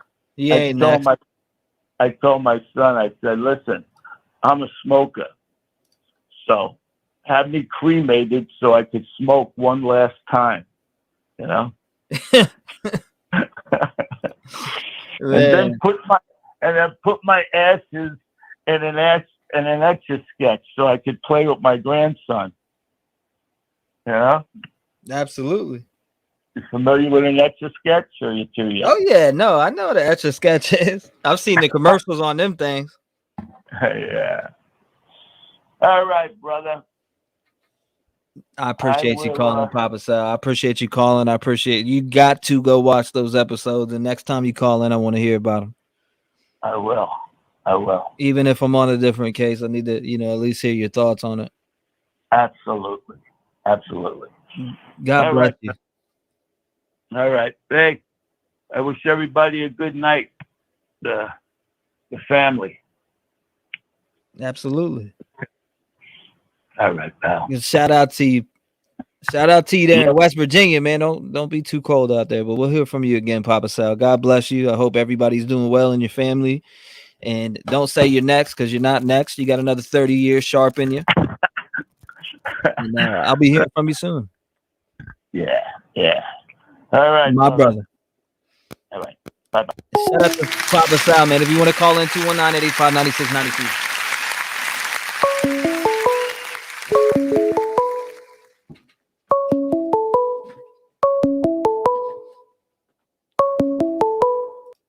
571, you got the gun. What's going on? Hey, what's up, T-REV? It's Glenn from Virginia Beach. How are you, brother? I'm hanging in there, brother. How about yourself? Nah, man, just wanted to give you that apology and also just say Salvatore is freaking awesome, dude. One of your best callers. Always enjoy it. Well, thank you. Yeah, I mean, seriously. I follow this, and I try to tell you before.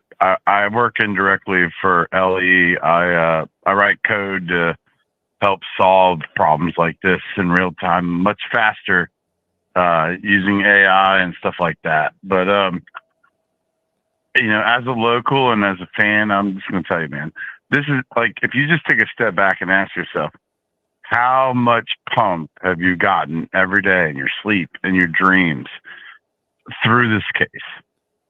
Like, I mean, to interview you like on live and say, hey, how much has this changed your life? How harder do you turn the lock on your doors? Yeah, no doubt. Right? No doubt, more than ever. It's crazy, right? No, and through you, I've learned of other mysteries. I truly love your stylistic approach, your respect to your callers. I mean, it's amazing. I mean, just daily listening.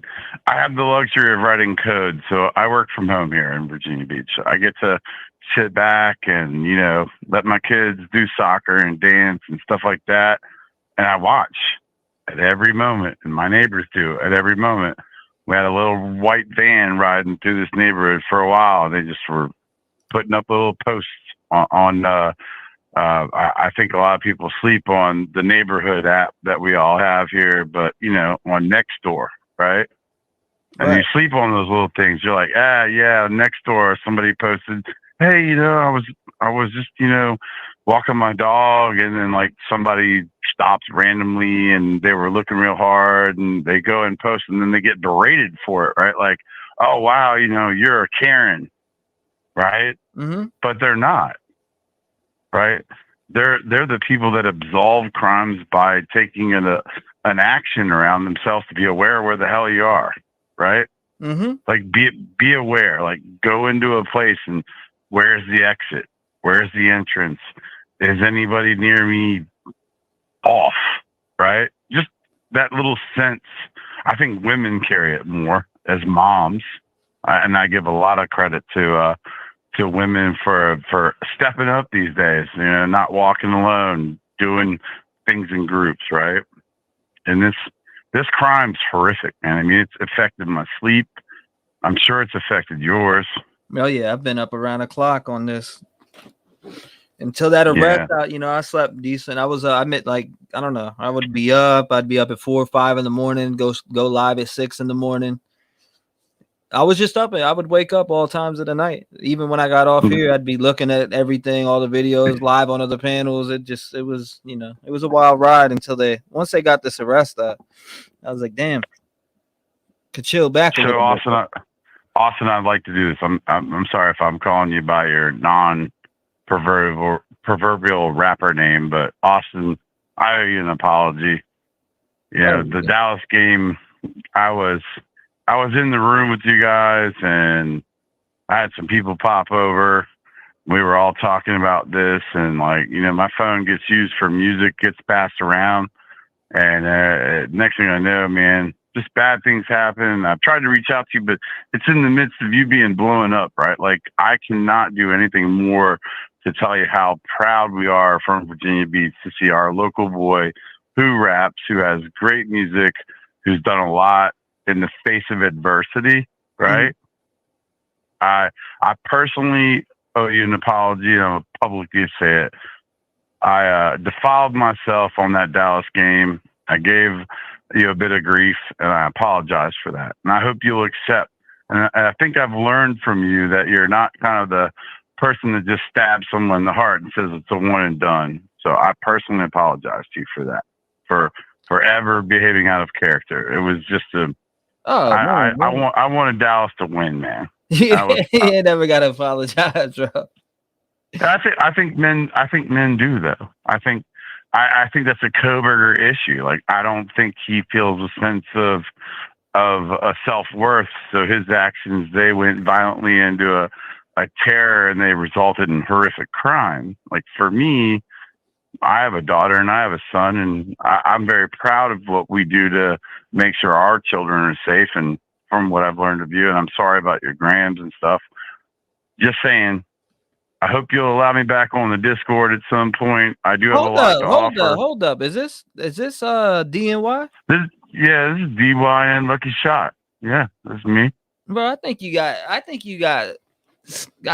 booted on accident. If you got booted, you're not in there no more? Well, no, I'm not, and I still pay the subscription, but I told you I was in the room and there was somebody by Tom Cruise, and it got confusing, and I had my Brazilian friends coming over, and we were drinking, watching the game, and I was showing you pics of my Dallas cornhole boards and just trying to hype you. Like, I mean, couldn't be more local, couldn't be more friendly, I would invite you over for Brazilian steak any night. Dude, you're a cat, dude. I like you. Oh, bro, I didn't even know you were gone. I reached out to 707 and a couple other people and was like, hey, my daughter's TikTok got hacked while I was in the room. And I was like, wow, like, I'm an IT guy, and I opened my door to finally join a Discord, and minutes later, she just got whacked. And I was like, calling you and texting you and emailing you. And I'm like, well, I felt creepy. I was like, I don't want to do that to anybody, and then I knew you were getting paged and, called by everybody to come on all these shows. And I'm like, hey, look, I'm just going to throw back a little bit of love. I'm a Dallas Cowboy fan, true all the way through. I'm never going to ever feel bad about being a Cowboys fan. Yeah, but, being a local, I wanted to show you a bit of respect, and any man that can ever make an apology is a real man. And I make one to you. Dude, you're fantastic. Oh, no doubt, brother. I didn't even know you weren't in there no more. Yeah, I mean, I ran Dynasty Clan. I was a gamer for years from the beginning of Xbox. Well, no, I was on back in there, bro. Don't worry about it. I got your name. I appreciate that. But let me say something about your callers. Two things: Salvatore and Detective Juan. Right? I mean, what two more catching people to have repeatedly on the show? And I can't believe it. I was up in Wintergreen when I was on the show when Brian or Dave called in, right? Mm-hmm. Allegedly. Can you imagine being a YouTuber just following a passion of true crime? And I've learned a little about you through Spirit Box, right? Like I don't know where the Spirit Box aspect comes from, but you guys kind of opened my eyes a little bit on that. Those adventures, just for me in general, I respect the people who don't fuck with it, but me in general, I've investigated shit for a long time. Started in Virginia. So you went from having a rough childhood, and I grew up Bridal Creek, so I can only tell you what it was like to be, one of two white kids in an all-black gangster neighborhood, and I came up breakdancing on cardboard boxes. It was wild for me. But they're my family through and through, and I don't have any character about me wherever I walk, whether it's DC, New York, whatever. I got nothing that takes me away from being proud from being from Val Beach. Mm-hmm. Nothing. Now, for you, I've listened to a lot of your music. I do believe your bot should, and I'm a programmatic guy, so I'm going to respect what you do with the bot. I'm gonna tell you, man, that T-shirt game the woman called in the other day and was like, she was like, I don't even know if it's not published enough about your merch, not published enough about your music. And while true crime will be a passive income for you, and I got, is that the 5-minute marker? Yeah, I apologize. You good? I'll leave it like this. Please put me on the cord. I will personally invite you to what I do. I got you right now. And senselessly, I was inadvertently booted or whatever. But however, you're doing fantastic. Well, I didn't even know you were gone. Just put it that way. Well, I mean, like this. I was sending some pictures in from the new pizza place out in Pungo, talking about how nice it's going to be to hold a big Dallas party there. If we got a shot against Brady, man, because we got a hard metric against that guy, right? We've never beat him. So we got to get that done. And man, mad love. Please put me back on the Discord, and then I will probably reach out to you. Okay. Yeah. And a mad respect for all the things, and I hope your family as well. And to the people that are listening, you got a fucking kick-ass show, man. I love calling in, so I'll be calling back. Appreciate you, my brother. I got you. Don't worry about it. I didn't even know you was gone, but you'll be back in today. All right, brother. I appreciate you, man. Good night. I got you, brother. Good night, my man. Shout out to him. If you want to call in 219-885-9693, make sure you call in. All right, here we go. What? Winner one sticker if you accuse JD or Hoodie guy. Sticker if you accuse. A lot of us are guilty for that. 530, you're on the show. What's going on? Hey, what's going on? This is Nick, just everyone like in the chat. And I was just calling because I live in Moscow, Idaho, and just kind of wanted to give like my input and stuff on the case. Break it down, brother. The floor is yours, man. Sorry for what your town's going through, etc., man. Yeah, no problem. So back in October, I moved up to Moscow because my girlfriend's a student at the university. Mm-hmm. And we were actually back in her hometown, and we were actually on our way back up, and she got a message from her roommate. It was like the Vandal alert kind of saying, like, everyone shelter down and stuff. And definitely coming back to Moscow after everything happened, it was pretty scary. And I'm like, I would say I'm like maybe a mile or two from the King Road home. Mm-hmm. And like, it was just super scary when we first came back up here, like really restless nights. And everything's been like super overwhelming, like especially with the news crews. It's been really chaotic, and I don't know, the whole thing is just heartbreaking, really. Yeah, man. I know your town's rocked right now. You said you're about a mile or two to the house? Yeah, I'm about a mile or two away from it. Do you go to college or no? I'm not currently a student. I just moved up here to be with my girlfriend and stuff, but it was really scary coming back and kind of just knowing that whoever did that was just out and about, and like it just makes it even more like crazier because when we were both up here until they caught him, he was kind of just roaming around in Pullman and Moscow. Yeah, I could only imagine how the town was feeling when they said, well, the community's okay, but at first, and then they came back out and recanted it. But I know, when you heard that, it's like, what? What do you mean the community's okay? Nobody's arrested. Yeah, no, exactly. It was really, really like a hard time for sure, just trying to like deal with all that. And I don't know, it was just super scary, but I'm definitely like thankful that they caught the guy. And the whole thing is just wild. I mean, it's just chaotic, and it's like it just really hits like close to home because I'm 19, and like it's just wild to think that Ethan and Xana were 20, and Kaylee and Maddie were 21. It's just super heartbreaking. Yeah, dude, it's definitely heartbreaking, and there was a lot of people in that town that are heartbroken. I mean, I've seen that just from the 2 episodes that I've seen, and the reporters reporting on it, especially the one reporter that was from Moscow. She was like, man, this rocked our small town and just put us all over the map in a bad way. And when she spoke on that, I was like, man, I felt what she was saying.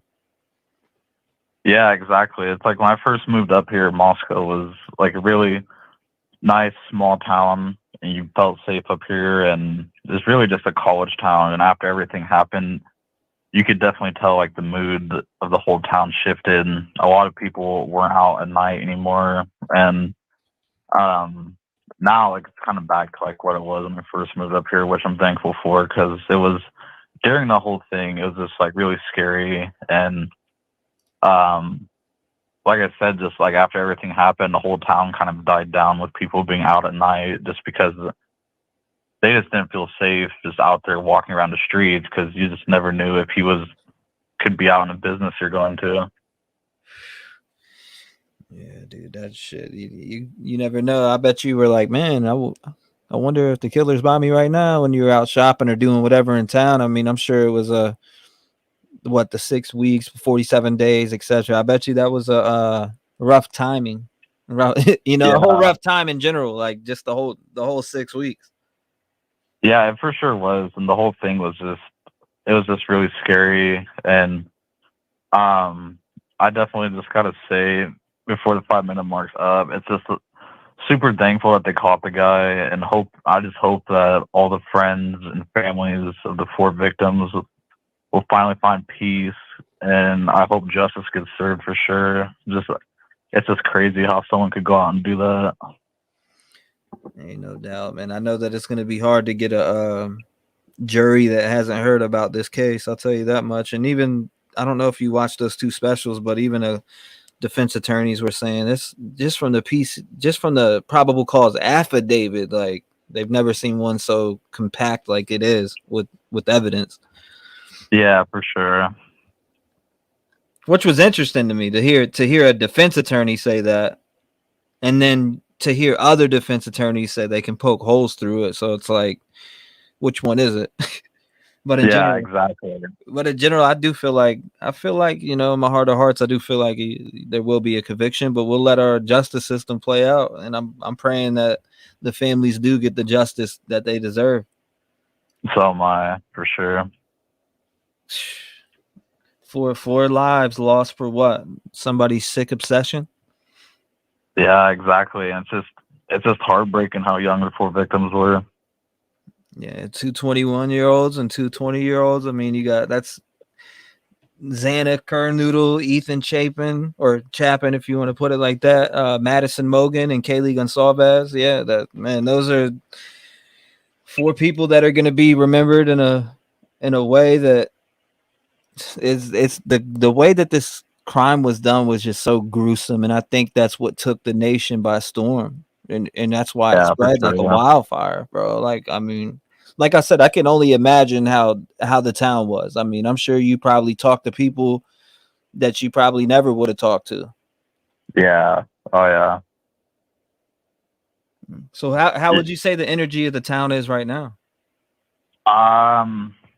Right now, honestly, it kind of just feels like how did I moved up here. There's definitely a lot more people who are out and about, and I know a lot more university students, just because my girlfriend's a student at U of I. I know students are kind of out and about now, and everything feels pretty good now. That kind of the scared, nervous mood is gone, which is nice, and everything just feels really calm again. That's good.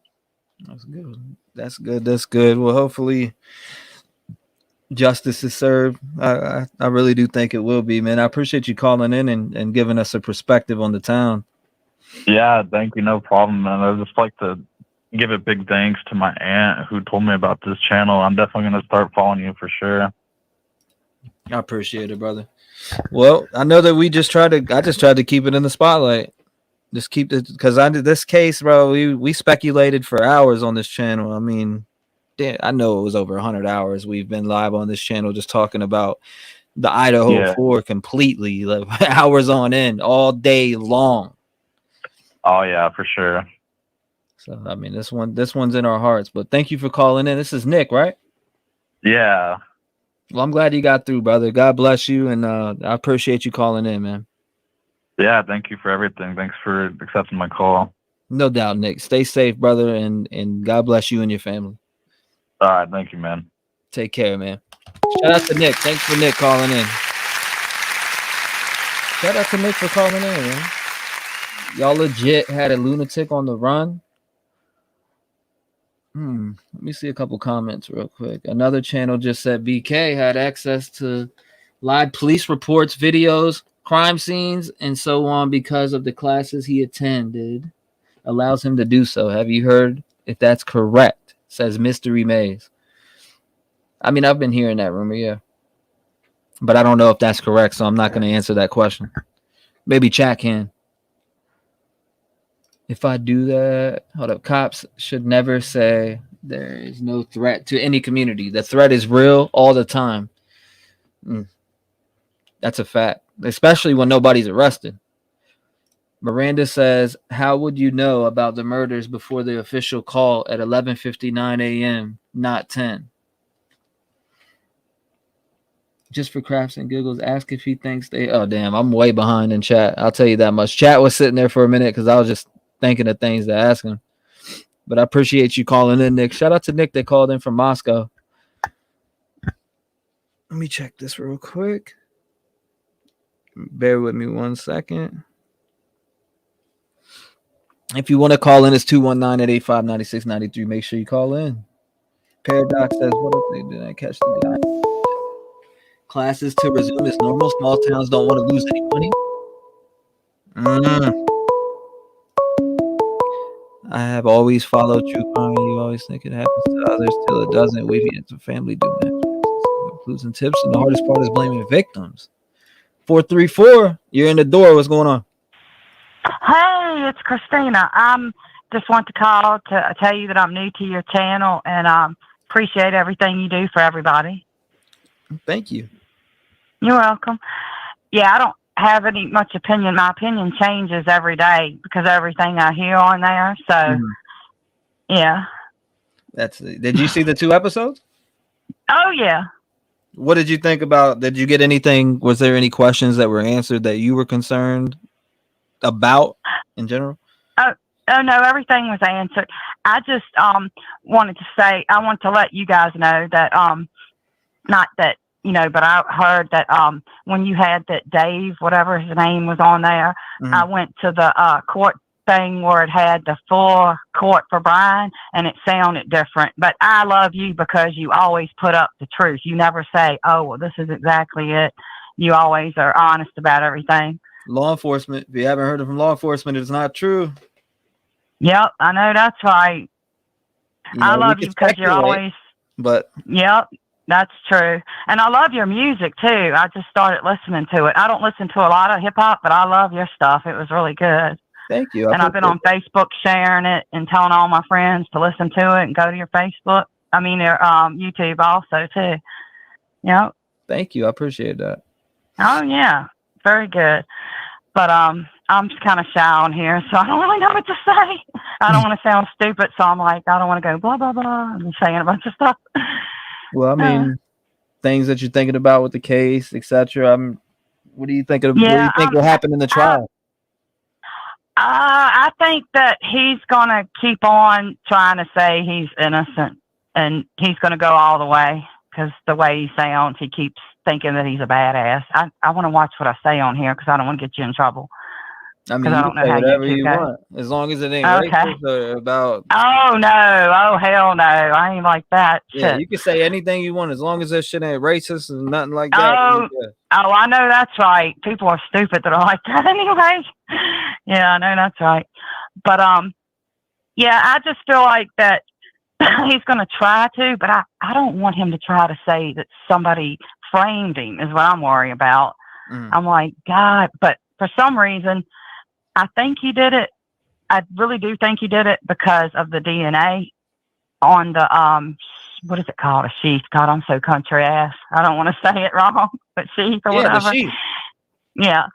And that's what I'm worried about. I'm like, well, and if he has a good lawyer that's been working 25 years, I'm thinking, well, what if she gets him off? But I don't know. Who knows? We don't really know. I just feel like that she could. I don't just, you know, I don't even though I see it, look at what happened to O.J. Simpson. Look what happened to Casey Anthony. That's all I'll say. But Yeah, everybody's got that's the different scary opinions. part. Yes, that's what I'm saying. There's several more people that got off of shit that, you know, shouldn't have got off, or several people that are wrongly accused too. That's true, and that's what sucks. And in real life, I'm not trying to talk about my business, but I have a friend that was killed, and we knew that the dude did it. The detective said they knew that her boyfriend killed her, but because they didn't have his DNA or evidence, he got away with it. And I know how he did it. He put some kind of stuff in her drink. And because there wasn't any DNA, he got away with it. Isn't that fucked up? I mean, isn't that messed up? Yeah, Todd? it is super fucked up. Absolutely. Yeah. Oh, good. We can say it. Good. Yeah, You can tell I don't know fucking anything about. fuck. I mean, I personally don't. I used to cuss like a sailor, but I calmed down on it for the respect of my crowd in general. But That's cool. Nobody wants to hear me Well, say fucking. You know, I'm about to go down the fucking. You know, they don't want to hear that. That's why I kind of chilled on my cursing. That's all good.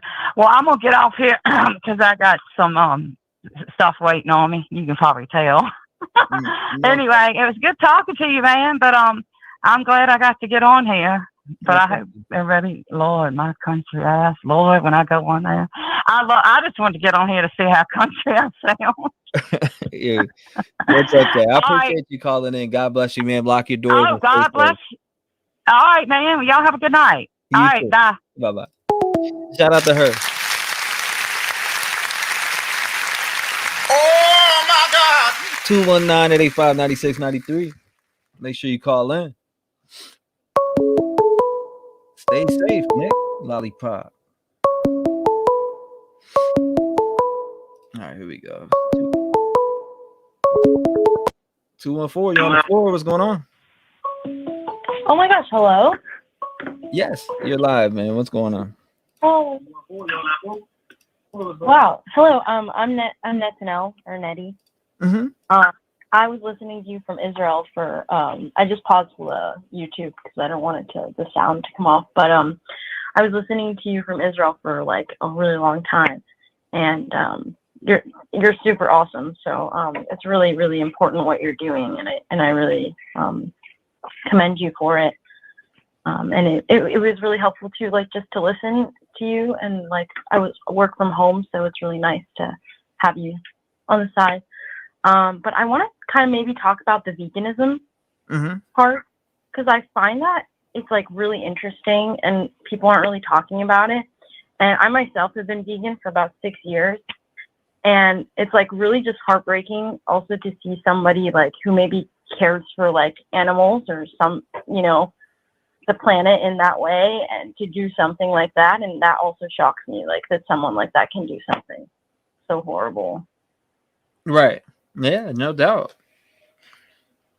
The veganism. So there's definitely an aspect there.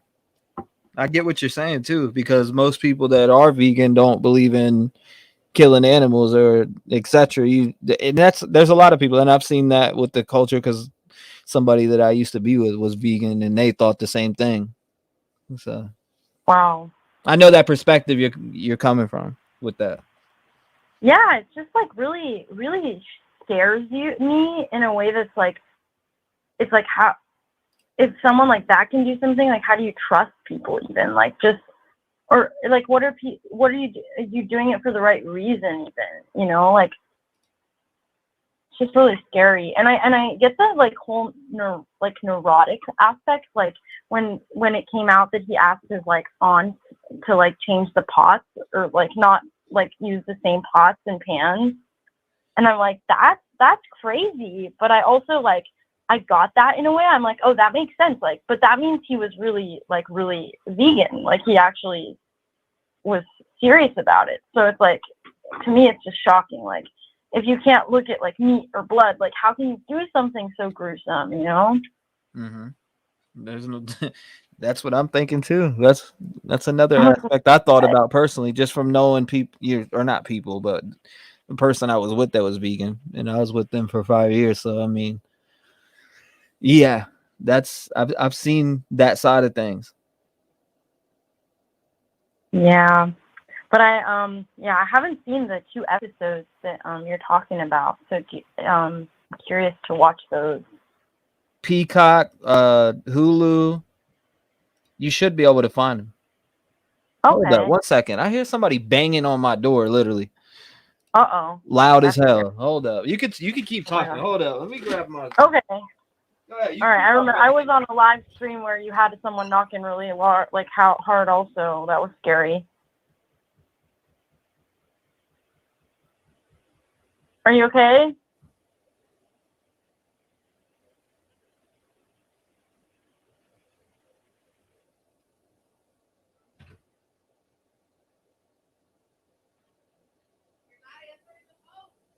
Oh, I see someone wrote in the comments, if I were vegan, I would travel with my pots and pans and not put people out with who I'm a guest. I totally am with you on that. Yeah, I went to a friend's wedding once and I brought my own food. So that was, yeah. I'm back. My bad. I heard the door. I thought somebody was trying to kick my damn door in. Oh my God. No, I remember I was on a live stream listening to you and there was someone who knocked on the door and you freaked out for a second. So I'm like, I hope. First thing I did was grab my fucking gun. I'm like, who the fuck is beating on my door like that? Are you okay? It wasn't nothing scary. Nah, it's good. I'm like, damn, like beating on the door. I was like, hold up 1 second. Yeah, I will say, like, this is also, like, there was one caller that just called you, and it really is true, like, how these cases, like, even though I'm so far removed, like, now I'm in New York City, I still feel like it has an effect. Like, when I was young, one of my friends was, like, brutally attacked in Texas. It was really, really heartbreaking, and, like, literally killed. And since that day, like, all my friends were careful, like, getting in their cars and, like, just like hearing this like happening to young women, it's constantly happening to young women. Like I'm like 24, so I'm so paranoid just to go outside. Like I'm always looking behind my back now, and I feel like it's just so not unsafe here. And I don't know how people are reacting, like what they're doing. I hope people are taking care after this. It's just like so scary. Definitely is. You got to watch out because you never know who's preying on you. I'm telling you, you never know what the, somebody next to you is thinking about, or somebody that you may be passing in public is thinking about or plans on doing. That's why we got a lot of random shit happening in the U.S. lately, and especially with it being televised in the new age that we live in with social media. It reaches more people. The reach of these crimes reach more people, which it puts a lot of people on alert, in my opinion. Yeah, I just moved back to the U.S. after 3 years abroad, so now I'm kind of like really questioning it, the decision. Just like, I don't know. Man, there's a lot of things that like I said, this social media shit, it blows things up, and I feel like social media can harm and do good at the same time. Now, why I say, and not just social media, but look at like the things that our kids are getting into, and what I mean by that is like Grand Theft Auto and shit like that. Like when we grew up, we had N64 and regular little games. I didn't play much crazy games like that to the point. Maybe GoldenEye 007, but I mean, you got these games like Grand Theft Auto where you're breaking into cars. There's strippers. You're walking in, shooting up everything. I mean, there's a lot of different things out here that people get subjected to, or that people just get, I don't know, it just gives them ideas, in my opinion, to be in growing up as kids and the new era that we're in. It can be healthy if you are guided by the right parents, in my opinion, and it can be unhealthy if you are living in a bad home in general. And I really feel like that. I really do feel like that. Wow. That's just my opinion, like on a lot of stuff that goes wrong here in the U.S. Mm-hmm. And so you think it's from like, I guess I'm with you on that. It's like from childhood. I've never really had experience with video games, but do you really think that video games like can really change like somebody's mind and like some people? Now, I won't say for most, but I'll say for some, yes. I'm not saying for most in general, like everybody sees it and they're gonna go kill, because we know right from wrong, right? But in general, for somebody that's mentally unstable, absolutely. Absolutely.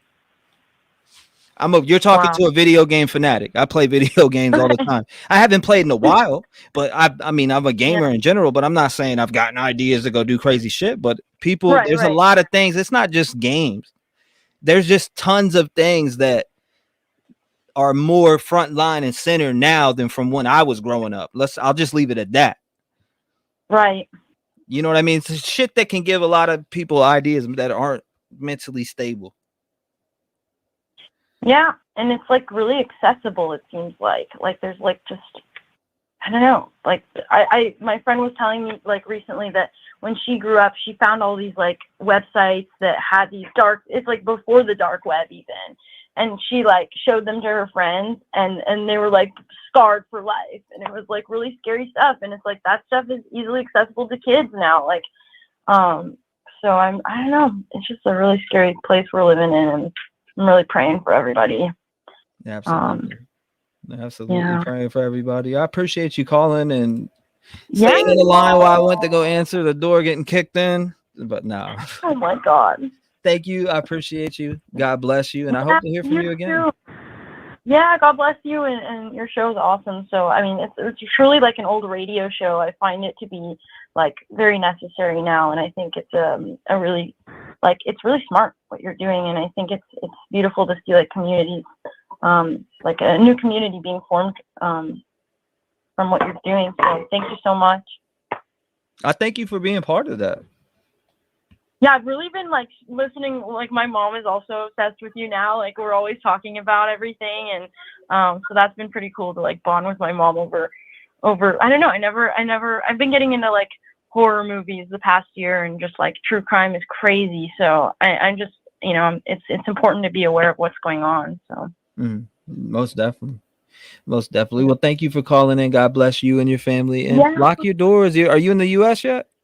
Yeah, I'm in New York now. I'm locking my door the second I get in, and like literally running, like and now trying to only stay out till like 9 p.m. I'm too scared. Well, just make sure you protect yourself and stay aware of your surroundings, because it's very important. Yeah, there's actually I can't really think of the website now, but for women there's like a company that you could probably look it up, like it's specific for running, for women who run, and they sell these really wonderful like different types of self-defense tools that you can wear. So like for example, one is like a ring, and it's like hidden underneath like a shield thing, but it's like a ring that's kind of like got this like a knife hidden inside of it that can protect you, and like all these other little gadgets that don't look like, you know, a weapon, but like they could really, really protect you if something's wrong. So I really recommend for women, like even if you think you're strong, like, you know, I lived in New York for 5 years, and I was like, I could beat someone up, you know, if they come running after me, but I still think it's important to like have some kind of form of protection, like pepper spray. And I really hope like people, even if you live somewhere really safe, you know, like still carry something. Keep it on you, no doubt. Keep it on you. Yeah. Stay aware. Like I said, there's predators everywhere. Even, I mean, like I said, even in even right there in front of you, you could be at the doctor's and your doctor be one. I mean, you got people who fake shit and forge shit to be. I mean, I see all these stories. I watch, I look at it, I read, I you know, I watch these shows all the time, and not only that, it's reality. It's stuff that really happens. So you got to take into account everything that you see and add that to your arsenal of thinking. And that's why when I go out, I'm always aware of my surroundings. I watch who's behind me. I watch who's in front of me. I watch who's to the left of me. I watch who's to the right of me. I'm watching everything. I'm hawking down everything. That's really good. And I think that's something that like women are not like taught enough. Like I feel like they're only unless something happens like to a friend or near you, and then after a while, like I stopped like, you know, taking that like care of myself in that sense. And now that I'm back, I'm always looking, and I'm looking back, and I'm looking like to the side, just like you. Like I think it's like it just needs to become something that it's not even a thought. Like it's just like a part of what I do. Like it's just a muscle memory almost to look around. And I'm trying to. No doubt. I appreciate you calling in. I'm gonna get somebody else on, but thank you. Have a good day or night. I don't know what time it is for you, but it's 10:27. Oh, okay. So around the same time. All right. Well, have a good night. You too. Thank you for calling in, and I appreciate you having a voice in the community. God bless you. Shout out to her. If you want to call in 219-885-9693, let's see where it goes. All right, I agree. I'm just saying, I have my own opinions. I respectfully agree or disagree with a lot of people, but at the end of the day, I don't argue with nobody over their opinion. That's the right? 443, you're on with me. What's going on? What's happening, man? What's going on, brother? How you doing? Good. So I kind of have like a little few questions, kind of, because I'm not like I haven't gone super in deep with everything, but I have a few questions. Do you remember the psychic chick, the who she predicted something about a professor, right? The one that's getting sued? Yeah. I seen about her getting sued. I don't. Yeah. Okay. Yeah. I know of her.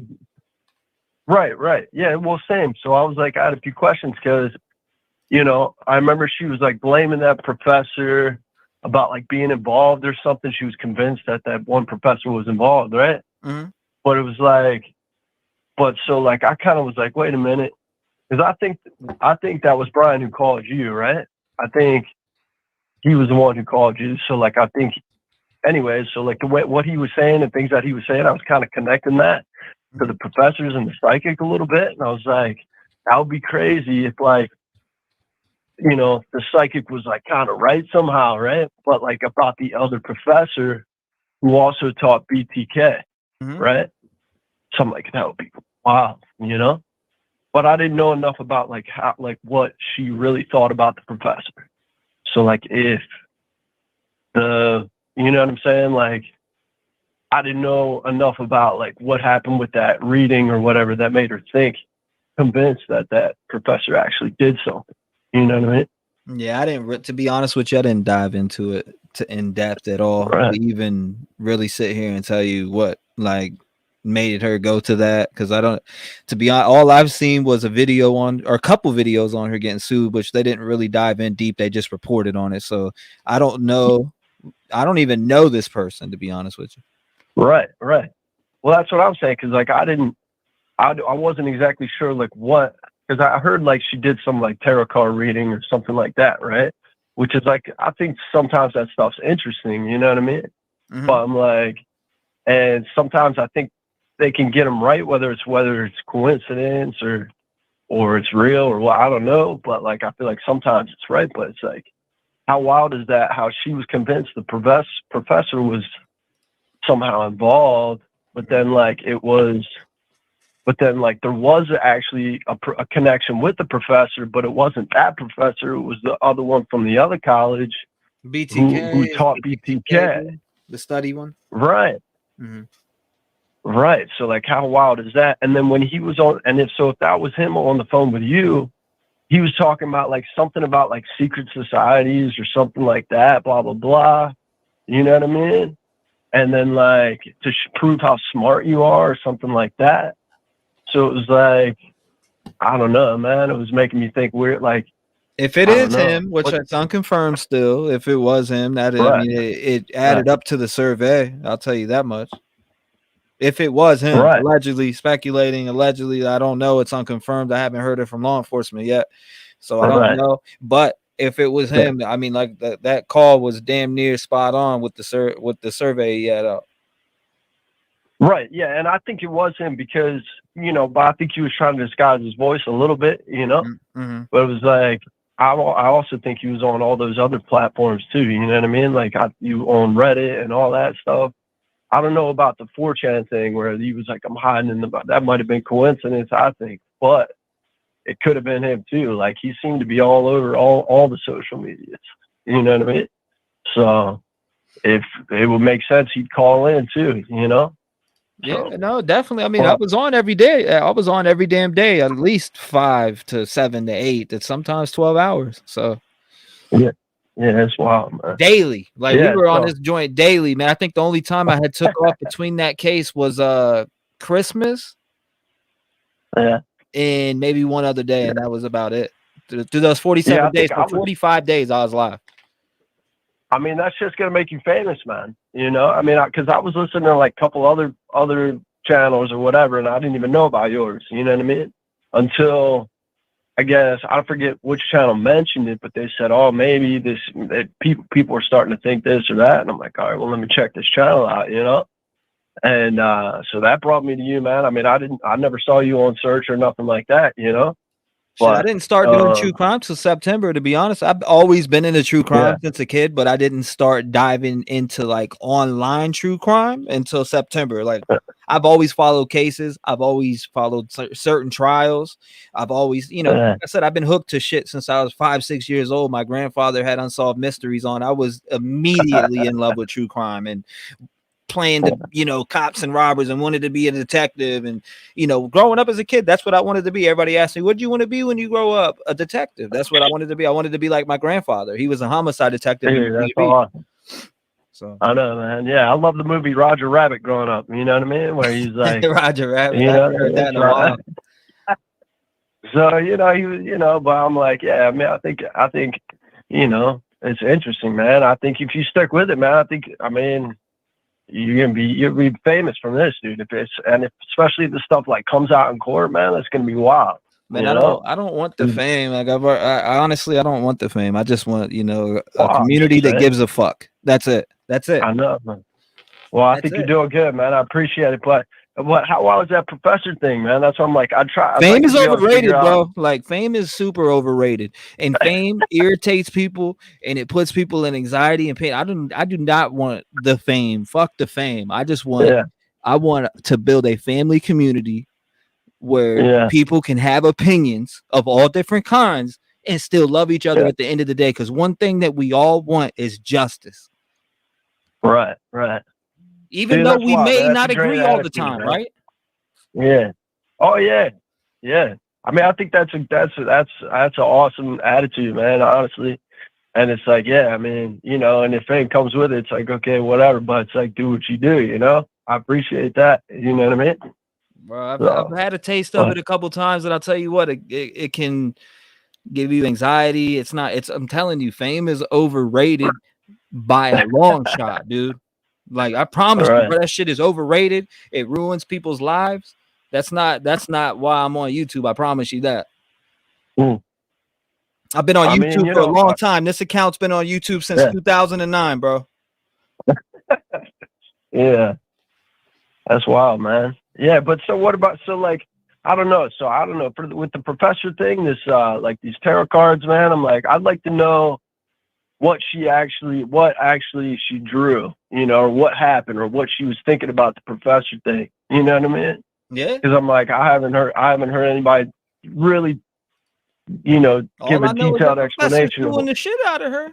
That's about what I do. I know that. So it is. Yeah, I know that. Yeah. That's blowing me away. I'm like, you know, and then you got, and then you get, you know, Brian being arrested afterwards. It's like, damn, how does that, you know, how's that coming back on you now that they got this guy in arrest with evidence with the action packed piece or probable cause affidavit? It's like, damn. I'm like, dude, what if she had the professor angle right, but she just had the wrong professor, man? Like, how wild would that be? You know, that would blow the fucking lid off my brain.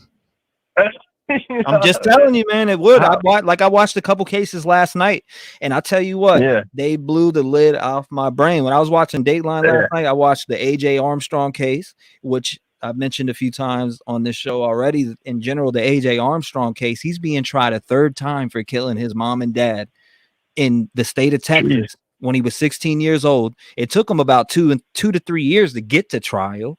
He had a hung jury in 2 different trials, and now he's going on his 3rd trial. And then it's absolutely insane. And his next trial is February. It's crazy, dude. It's crazy. It's crazy. I've watched a few other ones last night. A guy's in prison for 20 years, Leo Schofield.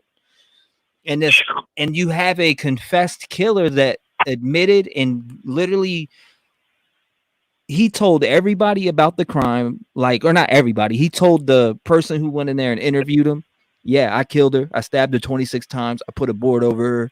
And this innocent dude that was married to the woman that died is still sitting in prison right now. So, dude, that's another crazy one. He's been in there, I think, about 20 plus, Leo Schofield. Yeah, I think I remember. There's the other one where it's like the Texas 3 or something like that, or the Texas 4, some story like that. Texas, where it's like these cops like. It's Texas. Have a look inside or something like that. I think they had a documentary on it or something it just on came Netflix out. or something like that. Oh, this one was a couple years ago that I'm talking I haven't about. seen This was that like, one. yeah, it's like the Texas 3 or something, or the Texas 4, something like that, where like they just pin these murders on these kids who like, I don't know, one of them was like could barely read or something. They just like pin these murders on these kids, and they were like, I don't know, but so I remember somebody telling me about that a while ago. But dude, there's plenty of these things out there, man. I'm like, this BK thing's not the only one, man, but it's like, it's just wow, man. It's just this one was just like gripping, man. Dude, this one took the world by storm. I mean, everywhere. Yeah, it was wild. I had people from Bangladesh call. Seriously. Yeah. South Africa, Bangladesh, UK. We can go deep. Like where? I think somebody called in from Asia. Was it Asia? I forget. Well, dude, then I just heard Israel. You got Israel, which is Iraq, or whatever over in that direction. There are a lot of different people. Yeah, man, that's awesome, man. Yeah, that's wild. That's the internet, man. You know what I mean? That's what I was saying, man. It spreads like a wildfire nowadays. Back in the day, it wouldn't be like that. Dude, and they got like so many ways to catch these people now, man. Like it's just like even the fact that he thought he could get away with it, man, proves that he's an idiot. You know what I mean? Like North Korea called in. That's right. I remember that too. Jeez. Somebody in the chat mentioned that North Korea called in, dude. I'm telling you, man, everywhere. People from everywhere were so wrapped with this case, man. I'm telling you, it drove a lot of people crazy. We weren't the only ones going crazy. There was a lot of people that just that day and night. Did they get anybody yet? Who did they got? Oh, maybe Jack, or maybe Jack. This person did it, or we were speculating all day. But I appreciate you calling in, brother. God bless you. Great call, great conversation. Thank you so much, man. Hey, keep it going, man. I appreciate it. Thank you, man. Good luck. Yeah, thank you, man. Appreciate you having a voice in the community, and I hopefully hear from you again, my brother. All right, see you around. See you around, my man. Shout out to him. Good phone call. 219-885-9693. Sometimes you just got to go with the flow. That's how it is. T-REV is global. That's Susie. What up, Susie? None of your business says the 48-hour special is here on YouTube free. Yeah, go watch it. It's good. It is real good. 612. I'm live with you. What's going on? Oh my gosh, I can't believe it. Did I get through? Yeah, you're through live on the air right now. What's going on? What's your thoughts on the 2 episodes that you've seen, or if you even saw them? Well, I saw the ABC one. I didn't know that there was another one. I've been watching you for a couple weeks now, so I didn't feel like there was anything really new that I hadn't already heard. So I actually wanted to talk about another channel that I was listening to today. I was looking for you and you weren't online, so I started looking at other channels, and I ran across the channel with a psychic, not the psychic that the previous caller was talking about that's getting Psychic sued. Psychic, her name was like Donna? Yes, Donna, Reverend Donna. Yeah, she's really good. Yes. So I'm usually pretty skeptical about psychics, but I actually kind of think she is legit. She was talking about so prior to hearing her, I thought that BK acted alone. I didn't think that he could. I think it's hard to have an accomplice, because you have to be like-minded, you have to be on the same page, and you can't be a loner. I think BK is a loner. So I just really didn't think that there's any way he could have an accomplice. But after listening to her today, and she talked about, I listened to several of her podcasts, but she actually had readings that she did where all 4 of the murdered college students came through in her reading, and primarily Kaylee came through, but the main thing that came out is that there was a trip that she took, and you may already know about this, but there was a trip that she took where she took a picture by a pool, and the message that Kaylee was trying to convey is that there's something that happened in that pool party, and something about a redheaded man or boy, probably boy, since they're 20-year-olds. So I haven't been watching for, I guess I started watching maybe 3 weeks ago. So I don't know. Is there any redheaded man that has come about that anybody knows about that could be this person that came through in this psychic reading? Do you know anything about that? Not at all. Okay. Well, it's got me just really thinking, and I'll just tell you too that I'm a single mom, and my son is with his dad tonight, and I don't know if you can tell, my heart's like beating really fast, but I am kind of really scared ever since this happened, and I'm a little addicted to it, and I'm a little probably watch it too much. Sometimes I watch it when I'm supposed to be working. I work from home. I watch it when I'm supposed to be working. I watch it when my son is home sometimes, and I think that's probably not good either. But I'm really just pulled into it for some reason. I'm just very intrigued and interested, and also completely devastated and saddened by what actually happened. But also, like I started to say, I live alone. I live in an apartment. I'm home alone tonight. I live with my son, but he's with his dad. So I'm just kidding. They don't know where you're at. I live on the second. It's just I don't know if it's paranoia, but I'm a person who really, I always, if I go out, I'm very aware of my surroundings and all of that. But I literally, for the last 3 weeks, or whenever I started listening, I live on the second floor, but I'm thinking, oh man, someone could be getting into my deck. I make sure I lock my doors, but then I'm questioning, is locking my door really enough? Someone You could don't want to live break life it. like in paranoia, right? But you want to live life knowing, watching your surroundings, because this crazy shit out here is happening, and there is people that are, there is predators, and they prey on weak people, or they prey on who they think are weak, and they make plans. That's why you got to just be careful of your surroundings. You don't necessarily got to live your life, paranoid all the time. Some people are just that way, and it's just always going to be that way. Like me, for instance, when I go out, like I said, I'm always watching. I don't care what I'm doing. But you do gotta have some awareness and be aware of your surroundings. You don't always got to live life looking over your shoulder, but you always want to live life with some sense of knowing your surroundings. Yeah. So I don't know if I might need to take a break from it for a while, because it really messes with me.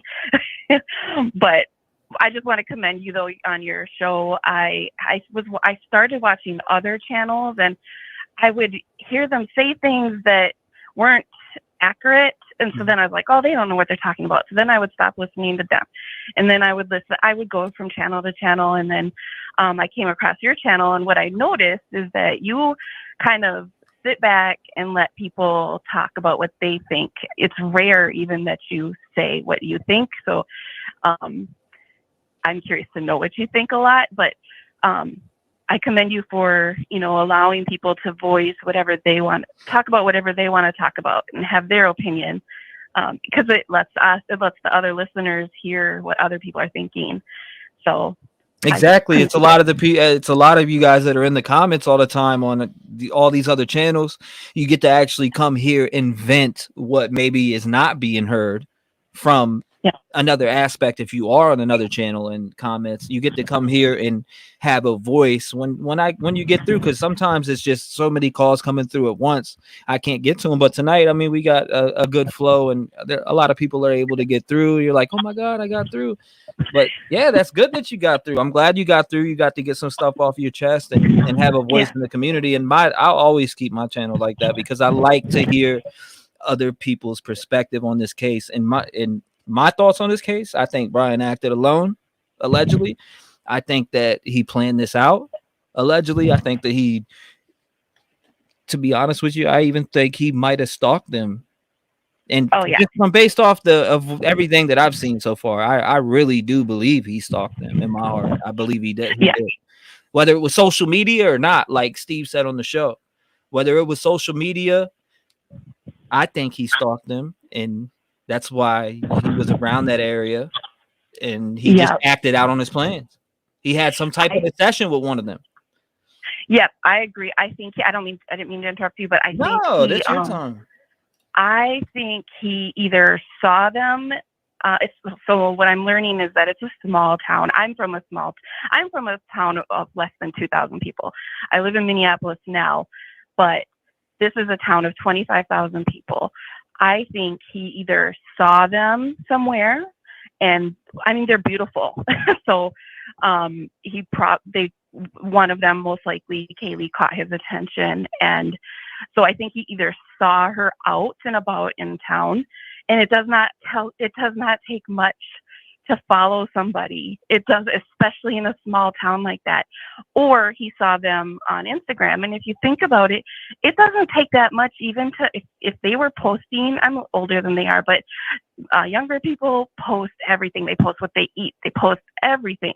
It doesn't take much for anybody with bad intentions to watch the background of a video, watch where they are, see what vehicles they drive. Like, it doesn't take that much. It's sad to say, but it doesn't take that much, especially in a small community. I'm sure he knew what college they went to. I'm sure they wore the Idaho sweatshirts and everything. So I definitely think he stalked her or them, and that to me is for sure.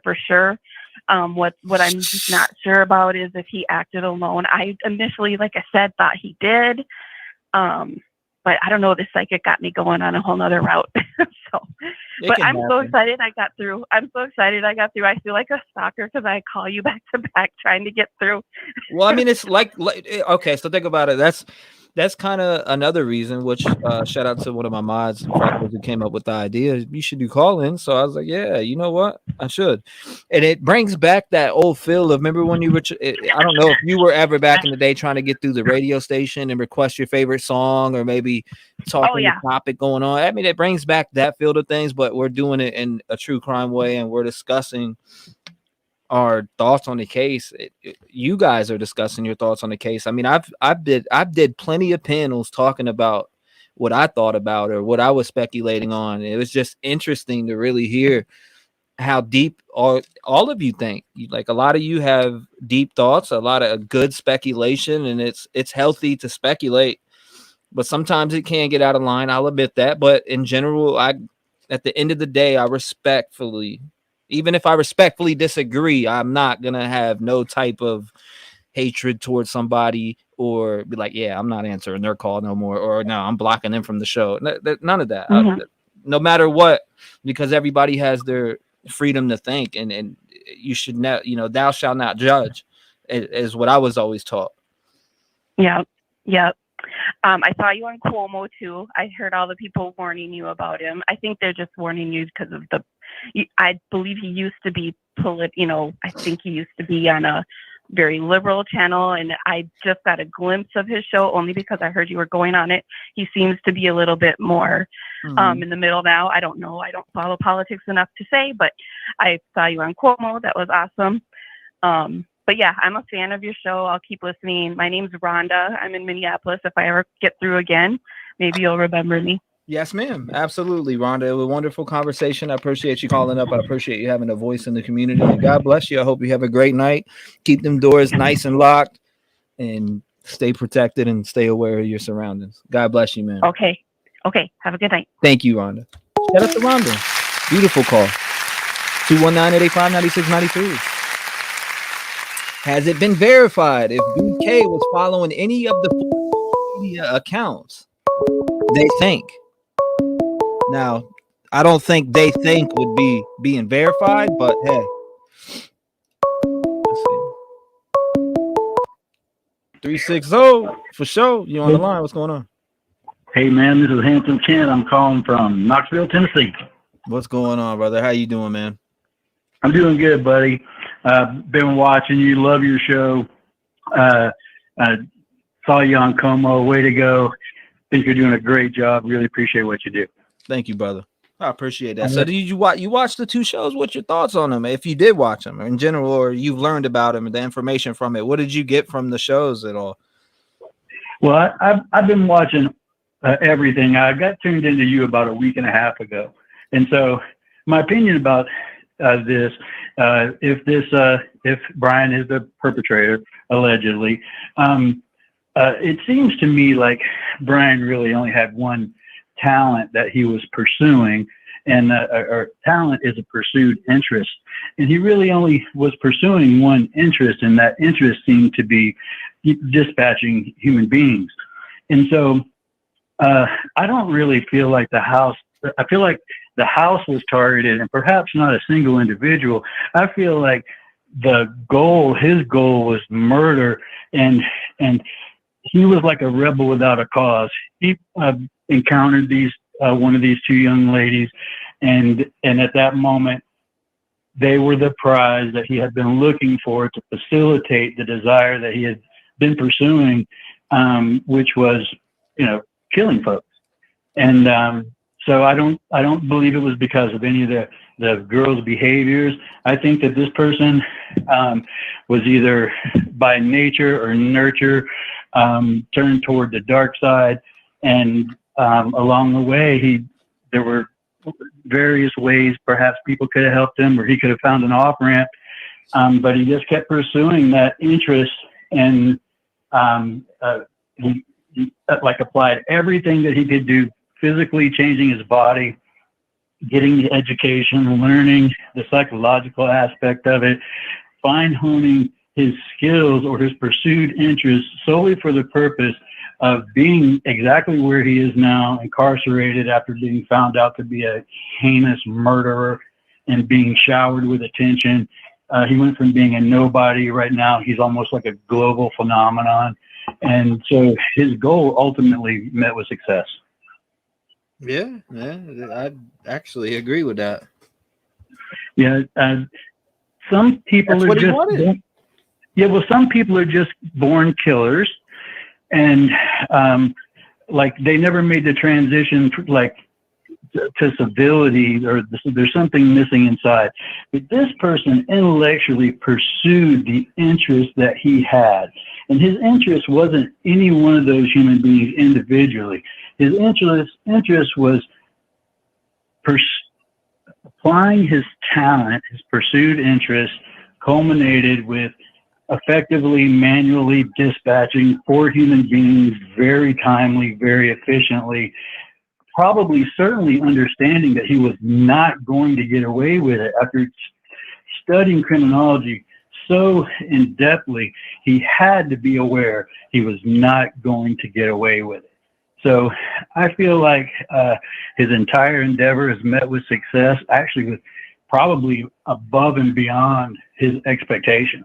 And so as a society, we're kind of playing into it from the other side, but there is a fascination about why other human beings do this kind of stuff. It's a big old tragedy, man. It's a big old mess, and my heart goes out to those families. My heart's broken about it. Absolutely, man. Very smart there too.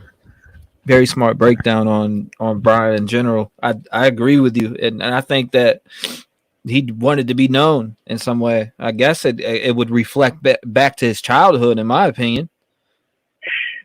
Well, being overweight and then, losing all that weight and, feeling like, somebody, or maybe he felt like he was nobody and he just started, I feel like he started having to prove himself or something.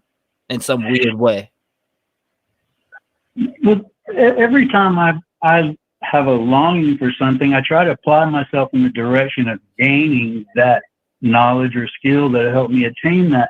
And it didn't ever really look like he wasn't reading Don Juan and, subscribing to, magazines or things that would help him better himself in the endeavor of like being with females. But he was fully feeding his intellect about murder. And so, I feel like his fascination with it, I feel like he's a cold-blooded psychopath. He has been, he's intellectual, but that doesn't make him smart, because the very idea of a criminal at its essence is a person that's not very smart. If you're going to commit crimes, you are not very smart. So, like an oxymoron going there, we have a really smart, stupid person that happens to have a big fascination with killing people. Man, I love your show, dude. Keep doing what you do. Nah, man, I appreciate you, dude, calling in, and you're super smart, man. I appreciate you calling in and giving everybody a breakdown, brother. You're like dead on with it. I'm Handsome Ken. You call me anytime. Absolutely, brother. I definitely look forward to hearing from you again, man. Great breakdown, and you absolutely nailed that on the head, like Boss just said in chat. I sure do appreciate it, man. Hey, I hit you guys up a little bit on the super chat earlier, and like I said, I just really appreciate what you're doing. I think you're a pro, and I think that there's many wonderful, larger things in your future. Keep rocking, brother. I got a lot more to learn. I appreciate you and your compliments, brother. I got a lot more to learn, and I got a lot more of work to do with you guys. I love doing it. I love giving people a platform to have a voice on, and fuck fame.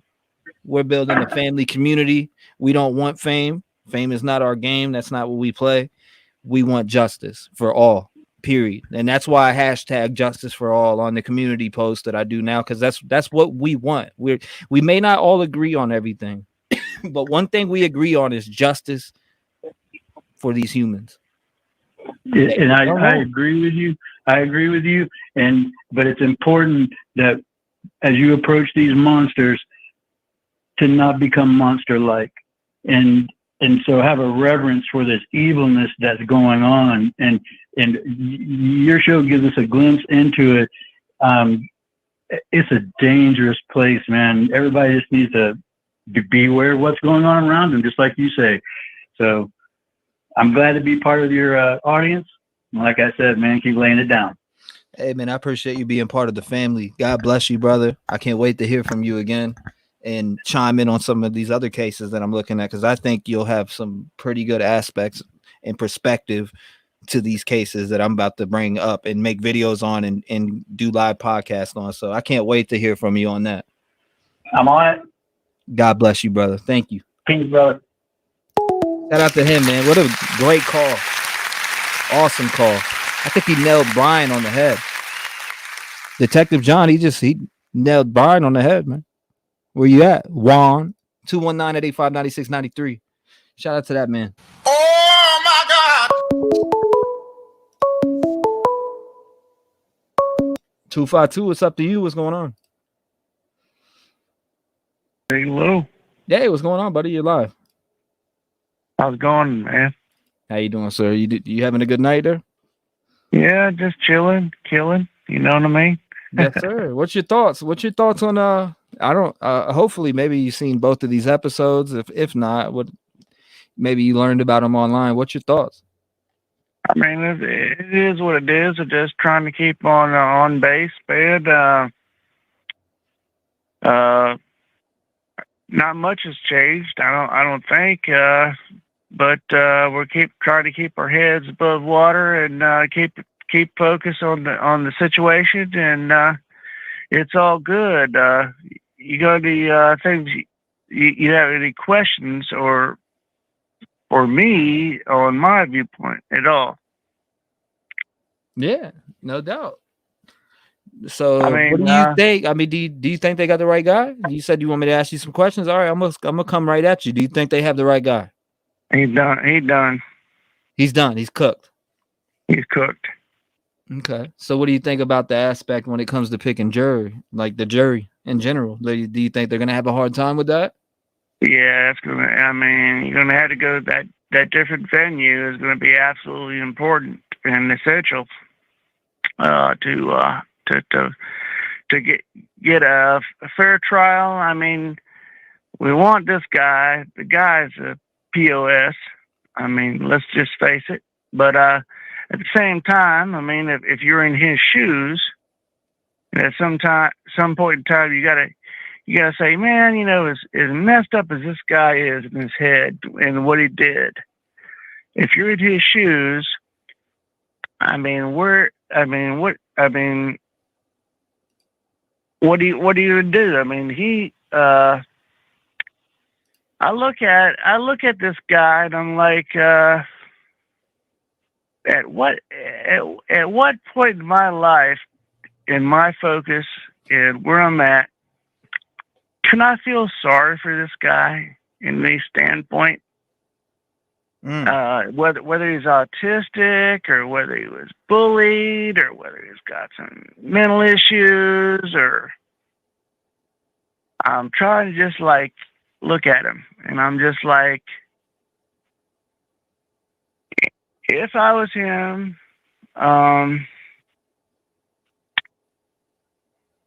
he's going to be, I mean, I don't want to say I want to feel sorry for the guy. Mhm. I think the guy needs to get fried. I mean, you killed 4 people in the way that you did, no matter what your issues are, what your upbringing was, how you were bullied, how you might have been rejected. I mean, but at the same time, due process and fair trial. Fair trial, different venue is absolutely essential. It's got to happen. I mean, even though when you go a different venue in a trial where everybody in the United States knows it. I mean, what are you going to do? What's your viewpoint on that? I don't. It don't matter where he goes. I feel like he's gonna get cooked. But hey, I mean, innocent till proven guilty in America, they say. But I just feel like they'll get down to the jury. They'll get down. They'll get their people up there. Will there be a hung jury? I just don't. As of right now, I don't want to make a. I want to say they're gonna get him right, but I want to see the full hand. I mean, that the probable cause affidavit is very telling. So I can't wait to see what's on the other side of that, because just from the probable cause affidavit, I say, yeah, the chances are super high on a guilty verdict. But like, I want to wait to make my opinion when they find out, when more information comes out on evidence they got against him, should I say? Yeah, what I will say this: I think we're looking at 1/10, Mm-hmm. 1/10 of the piling on of evidence. 1/10. Yeah. We have been shown 1/10, and he knows. I think he's starting to know. Whether you think he's been cutting himself with a razor or scratching himself because of nerves, he knows it. And he doesn't have I'm sure they're not like showing him broadcasts and things like that, but in his heart of hearts, he knows, and his attorney is letting him know bits and pieces of, hey, oh, by the way, we got this, you know, we've got this, they've got that, they've got this. And he's like, they went to my house. They went to my office. Search warrants. Oh my God. They got my computer tower. Oh my God. and he knows he's done now. He knows he's done. So, bro, this dude, I'd never feel bad for this motherfucker. I'll just put it that way. I'd never feel bad for him. I don't care what happened in his past. You did what you did. Yeah, but innocent until proven guilty. Once he's convicted, you'll be here. I'm telling you, fry the motherfucker, hang him in town square. Fuck yeah. it. Justice is not until you leave this earth, like Steve Gonsalves said. I'll leave it at that. I mean, I've got some folks that in my family that had some issues and some mental disabilities, but and I was like, well, I thought to myself, would I feel sorry for him if how much would I feel sorry for him on what they've gone through? I'll give you the scale of me, but I bet how sorry I feel for him. Where they're at. Negative 99. But at some point, you guys killed 4 people. I mean, you savagely killed 4 young folks, people that did nothing to you. That's the work of darkness. I mean, what am I going to say? What are we going to do? What are we all going to say? What are we going to do? You know, I do respect those people who have different religions and that do forgive people, etc. But me, you'll just never hear me forgive anybody for taking somebody's life and putting them in heaven or whatever you believe in. You know what I mean? Yeah. You'll never catch me forgiving anyone for that. If it was an accident, a pure accident, car wreck, and you didn't mean it, maybe I could see myself forgiving on that end, because people make mistakes in life on that end. But I'm talking about flat out taking somebody's life off this earth on purpose. There's no forgiveness for that shit for me. I could never forgive anybody who takes the life of anyone. Right. I mean, I've done my dirt. All right. Absolutely. You've done your dirt. Absolutely. We all have dirt, okay? But I've actually asked myself this question. I mean, in my dirt, going out there and rolling up in a place, in an apartment, in an establishment, or a living area, and killing savagely 4 people, and roll around there and have my chest poked out, and no, I mean, there's no way I can do that in my mind, and you can't. I feel very, very comfortable that you would not either. So that's a special kind of evil. You know what I mean? Yeah, no doubt. So, and there's a special way that we execute folks like that, and that should be done. Right in the middle of town square. No. Give the family, line the family up at the door and let them take them out. No, I'm just saying. I mean, other countries, I give them props because they, I mean, it's well known. We'll march you out. We'll march you out. We'll show it up. We'll do it right, and that's why we don't have. We've did our dirt, right? Like you said. I'm gonna go based off what you said. We've did our dirt, right? But I could tell you one thing, one dirt I haven't did, and that was damage a human being, an innocent human being for no reason. Right. That's one piece of dirt that I've never done and that I never will do. In case you are trying to take my life from me, in case you put your hands on me, then, that's where, it gets down. But in general... Or molest or do some crazy stuff to your family members. Maybe. Never. Couldn't even forgive that. But, I mean, 4.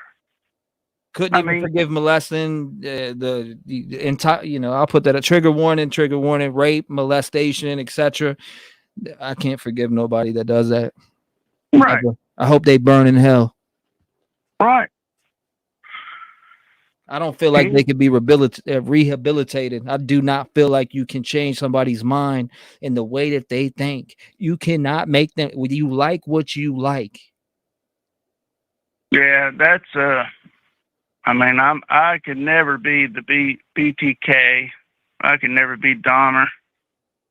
I mean, I can't even get like a not even a 1% where they were going. I can't feel them, man. I could feel some revenge on a beef, you know, a beef, but not. I mean, only a beef. Revenge on a beef to a certain extent, not that way. Mm-hmm. I mean, I feel you like that.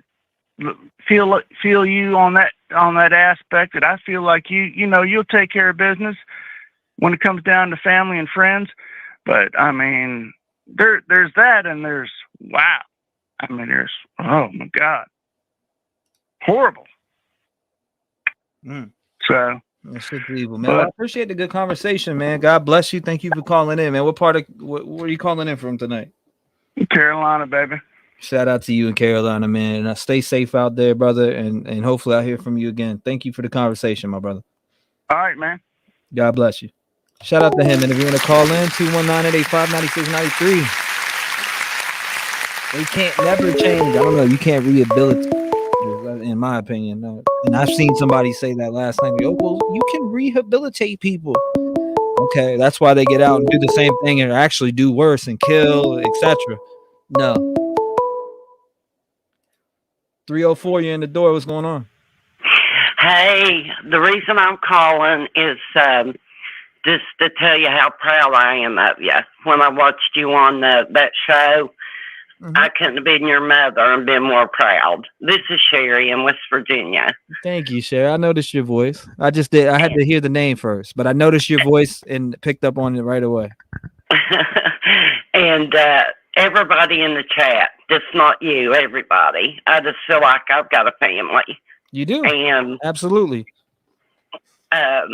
If I could apologize to Jack D in person, I would in a heartbeat.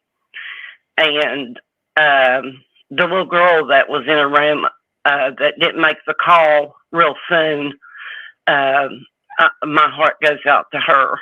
Because, like I said, I think last time, you never, ever know what you would do in that situation unless you're in it. It's just a really scary feeling, and you do go into shock. But anyway, the reason I'm calling is I love everybody, and it just makes my heart smile when I catch you, and I try to catch you every time you're on. Well, thank you. Larry. I appreciate you. But that's about it. I'll let somebody else call, but I love everybody in the chat and you. Well, we love you I can't do much, but I can cook. So if you're ever down this way, I'm a good cook. You're We'll have welcome to think to about that stop for the by reunion. dinner. For the reunion, you know, we'll have a get together. At some point, I want to actually really do have it, like a get together somewhere where we get like a space and maybe have a cookout, like a little. I want to call it like a true crime family community where we get together and meet at one spot one day. And I'm dead serious too. I'll get the spot when we get to that point, and it'll be great. That would be wonderful. I know Sal's in West Virginia too, so maybe we could get us a place in a park and just have a big cookout. I'd cook for everybody. No, that'd be awesome. But Nothing I like just mama love you. cooking. That's right. That's right. And you keep doing what you're doing, like everybody tells you. I know you hear it 100 times a day, but everybody's serious. Well, I feel it. So this is your calling. I feel it. I feel the love. I feel that, you know, sometimes we see negative things out here being so, but it's everything is mostly positive, and all of you are great. It doesn't matter what you think or what your opinion is. there's no judge. I don't judge nobody. I don't know about everybody else in the comments, but me, I'm not judging anyone when they get on this phone. I mean, I may disagree and be like, damn, what do you think? But at the end of the day, when I hang up with you, I love you guys in general. Whether, we're not, every human is not the same. And that's why I have this platform, and I say it a lot, and I sound like a revolving door saying the same thing over and over again. But where, a lot of people push their narratives on you, or want you, if you don't think their way, it's fuck you. And that's just not how things That's work in right. this world. You respect everybody, T-REV. That's why everybody loves you so much. And I noticed somebody in the chat while ago. I feel like I know so many people in the chat. Somebody said, "What's your signature dish?" If you've ever had beans and cornbread and fried potatoes and pork chops and sauerkraut and weenies, I got you.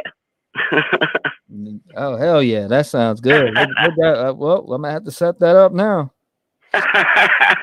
But anyway, I love everybody, and I know when that happened with my mom and dad, I was older, and I wasn't no young kid, and I left my dad at Logan General Hospital here where I live, and they flew my mom to Charleston, which she lived an hour. And at both places asked me if I wanted to go in and look. And I felt like a scared little kid. I couldn't go look. And so I know what the little girl, somewhat, maybe she felt like. I know that scared feeling. But the reason I'm calling is I just want everybody in chat to know how much I love them. And I see your all's names, some of them, and recognize them, and I just smile. It just makes me happy. And I love you. And I'm gonna go so somebody else can call in. Well, I love you too, and I appreciate you being here in general and just listening, and I appreciate you having a voice also. And hopefully one day I get to meet you, which I think I will.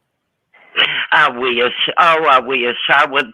Like I said, I don't have a whole lot, but I got a big house, and I would sure cook for everybody. Man, it wouldn't matter if you lived in a studio apartment. You are you. You are you, and that's what's special about it. Everybody in here is everybody. You most of you people are yourselves, and that's what I love about it. You stick to your guns. You guys stick to what you believe in, what your opinions are, your theories, your thoughts. And most of everybody that I read in here comes in here with the same thoughts, or not exactly the same thoughts, but they speculate. And it's beautiful to see a community that is not one-sided, should I say. Yeah, that's for sure. That's for sure, buddy. I love it. And like I said, I'm gonna let you go so other people can call in, because I just want to tell everybody I love them, and it makes my heart happy when I'm on here and I get to read things and hear your callers and hear you, and you even when you got that big knock at the door earlier, I thought, oh, not because it was so violent, and I answered the damn door with a gun. Yeah, well, now that's something I got. I got them. I'm by myself with my dogs, but I got one pretty close to every door. Now, if there's kids come, of course I put them up and lock them up. But now, if you break through my door, I feel sorry for you. Don't feel sorry for me. Sherry. I appreciate you calling in. God bless you, Sherry, and I can't wait to hear from you again. Yeah, well, you're doing a good job, and everybody out there in chat, be safe. Thank you so much, Sherry. We appreciate you. I'm gonna let you go. I'm hungry now. I'll cook for every one of you. There ain't nothing like a big pot of beans and a good skillet of cornbread. Absolutely. I'll take it. Well, thank you, Sherry. I appreciate you calling in, and God bless you, man. Yeah, I'm hanging in there, buddy. I love you. Y'all have a good night. We love you too. Goodbye. Shout out to Sherry. What a wonderful soul. What time is it? 11:20. It's about time. 3 hours. I think it's about time I have to go do something. I appreciate everybody that's been here tonight. Thank you all for being here. I love you all. Get ready and buckle up because we're about to move on to this next case. I wasn't even going to do another live on this case, but that after watching those 2-hour specials, it's been crazy. So I appreciate everybody that's been here tonight. I'm about to go watch Dateline and make another video. I have to make this video that I'm working on for Christian. So buckle up, get ready for that case because that's what we're moving to next. And I appreciate all you guys that's been in here tonight. And hold up, let's play. Let me get this real quick. Let's have like a moment of silent mute. You know what I'm saying? Let's have like a moment of silence here and pray for these victims.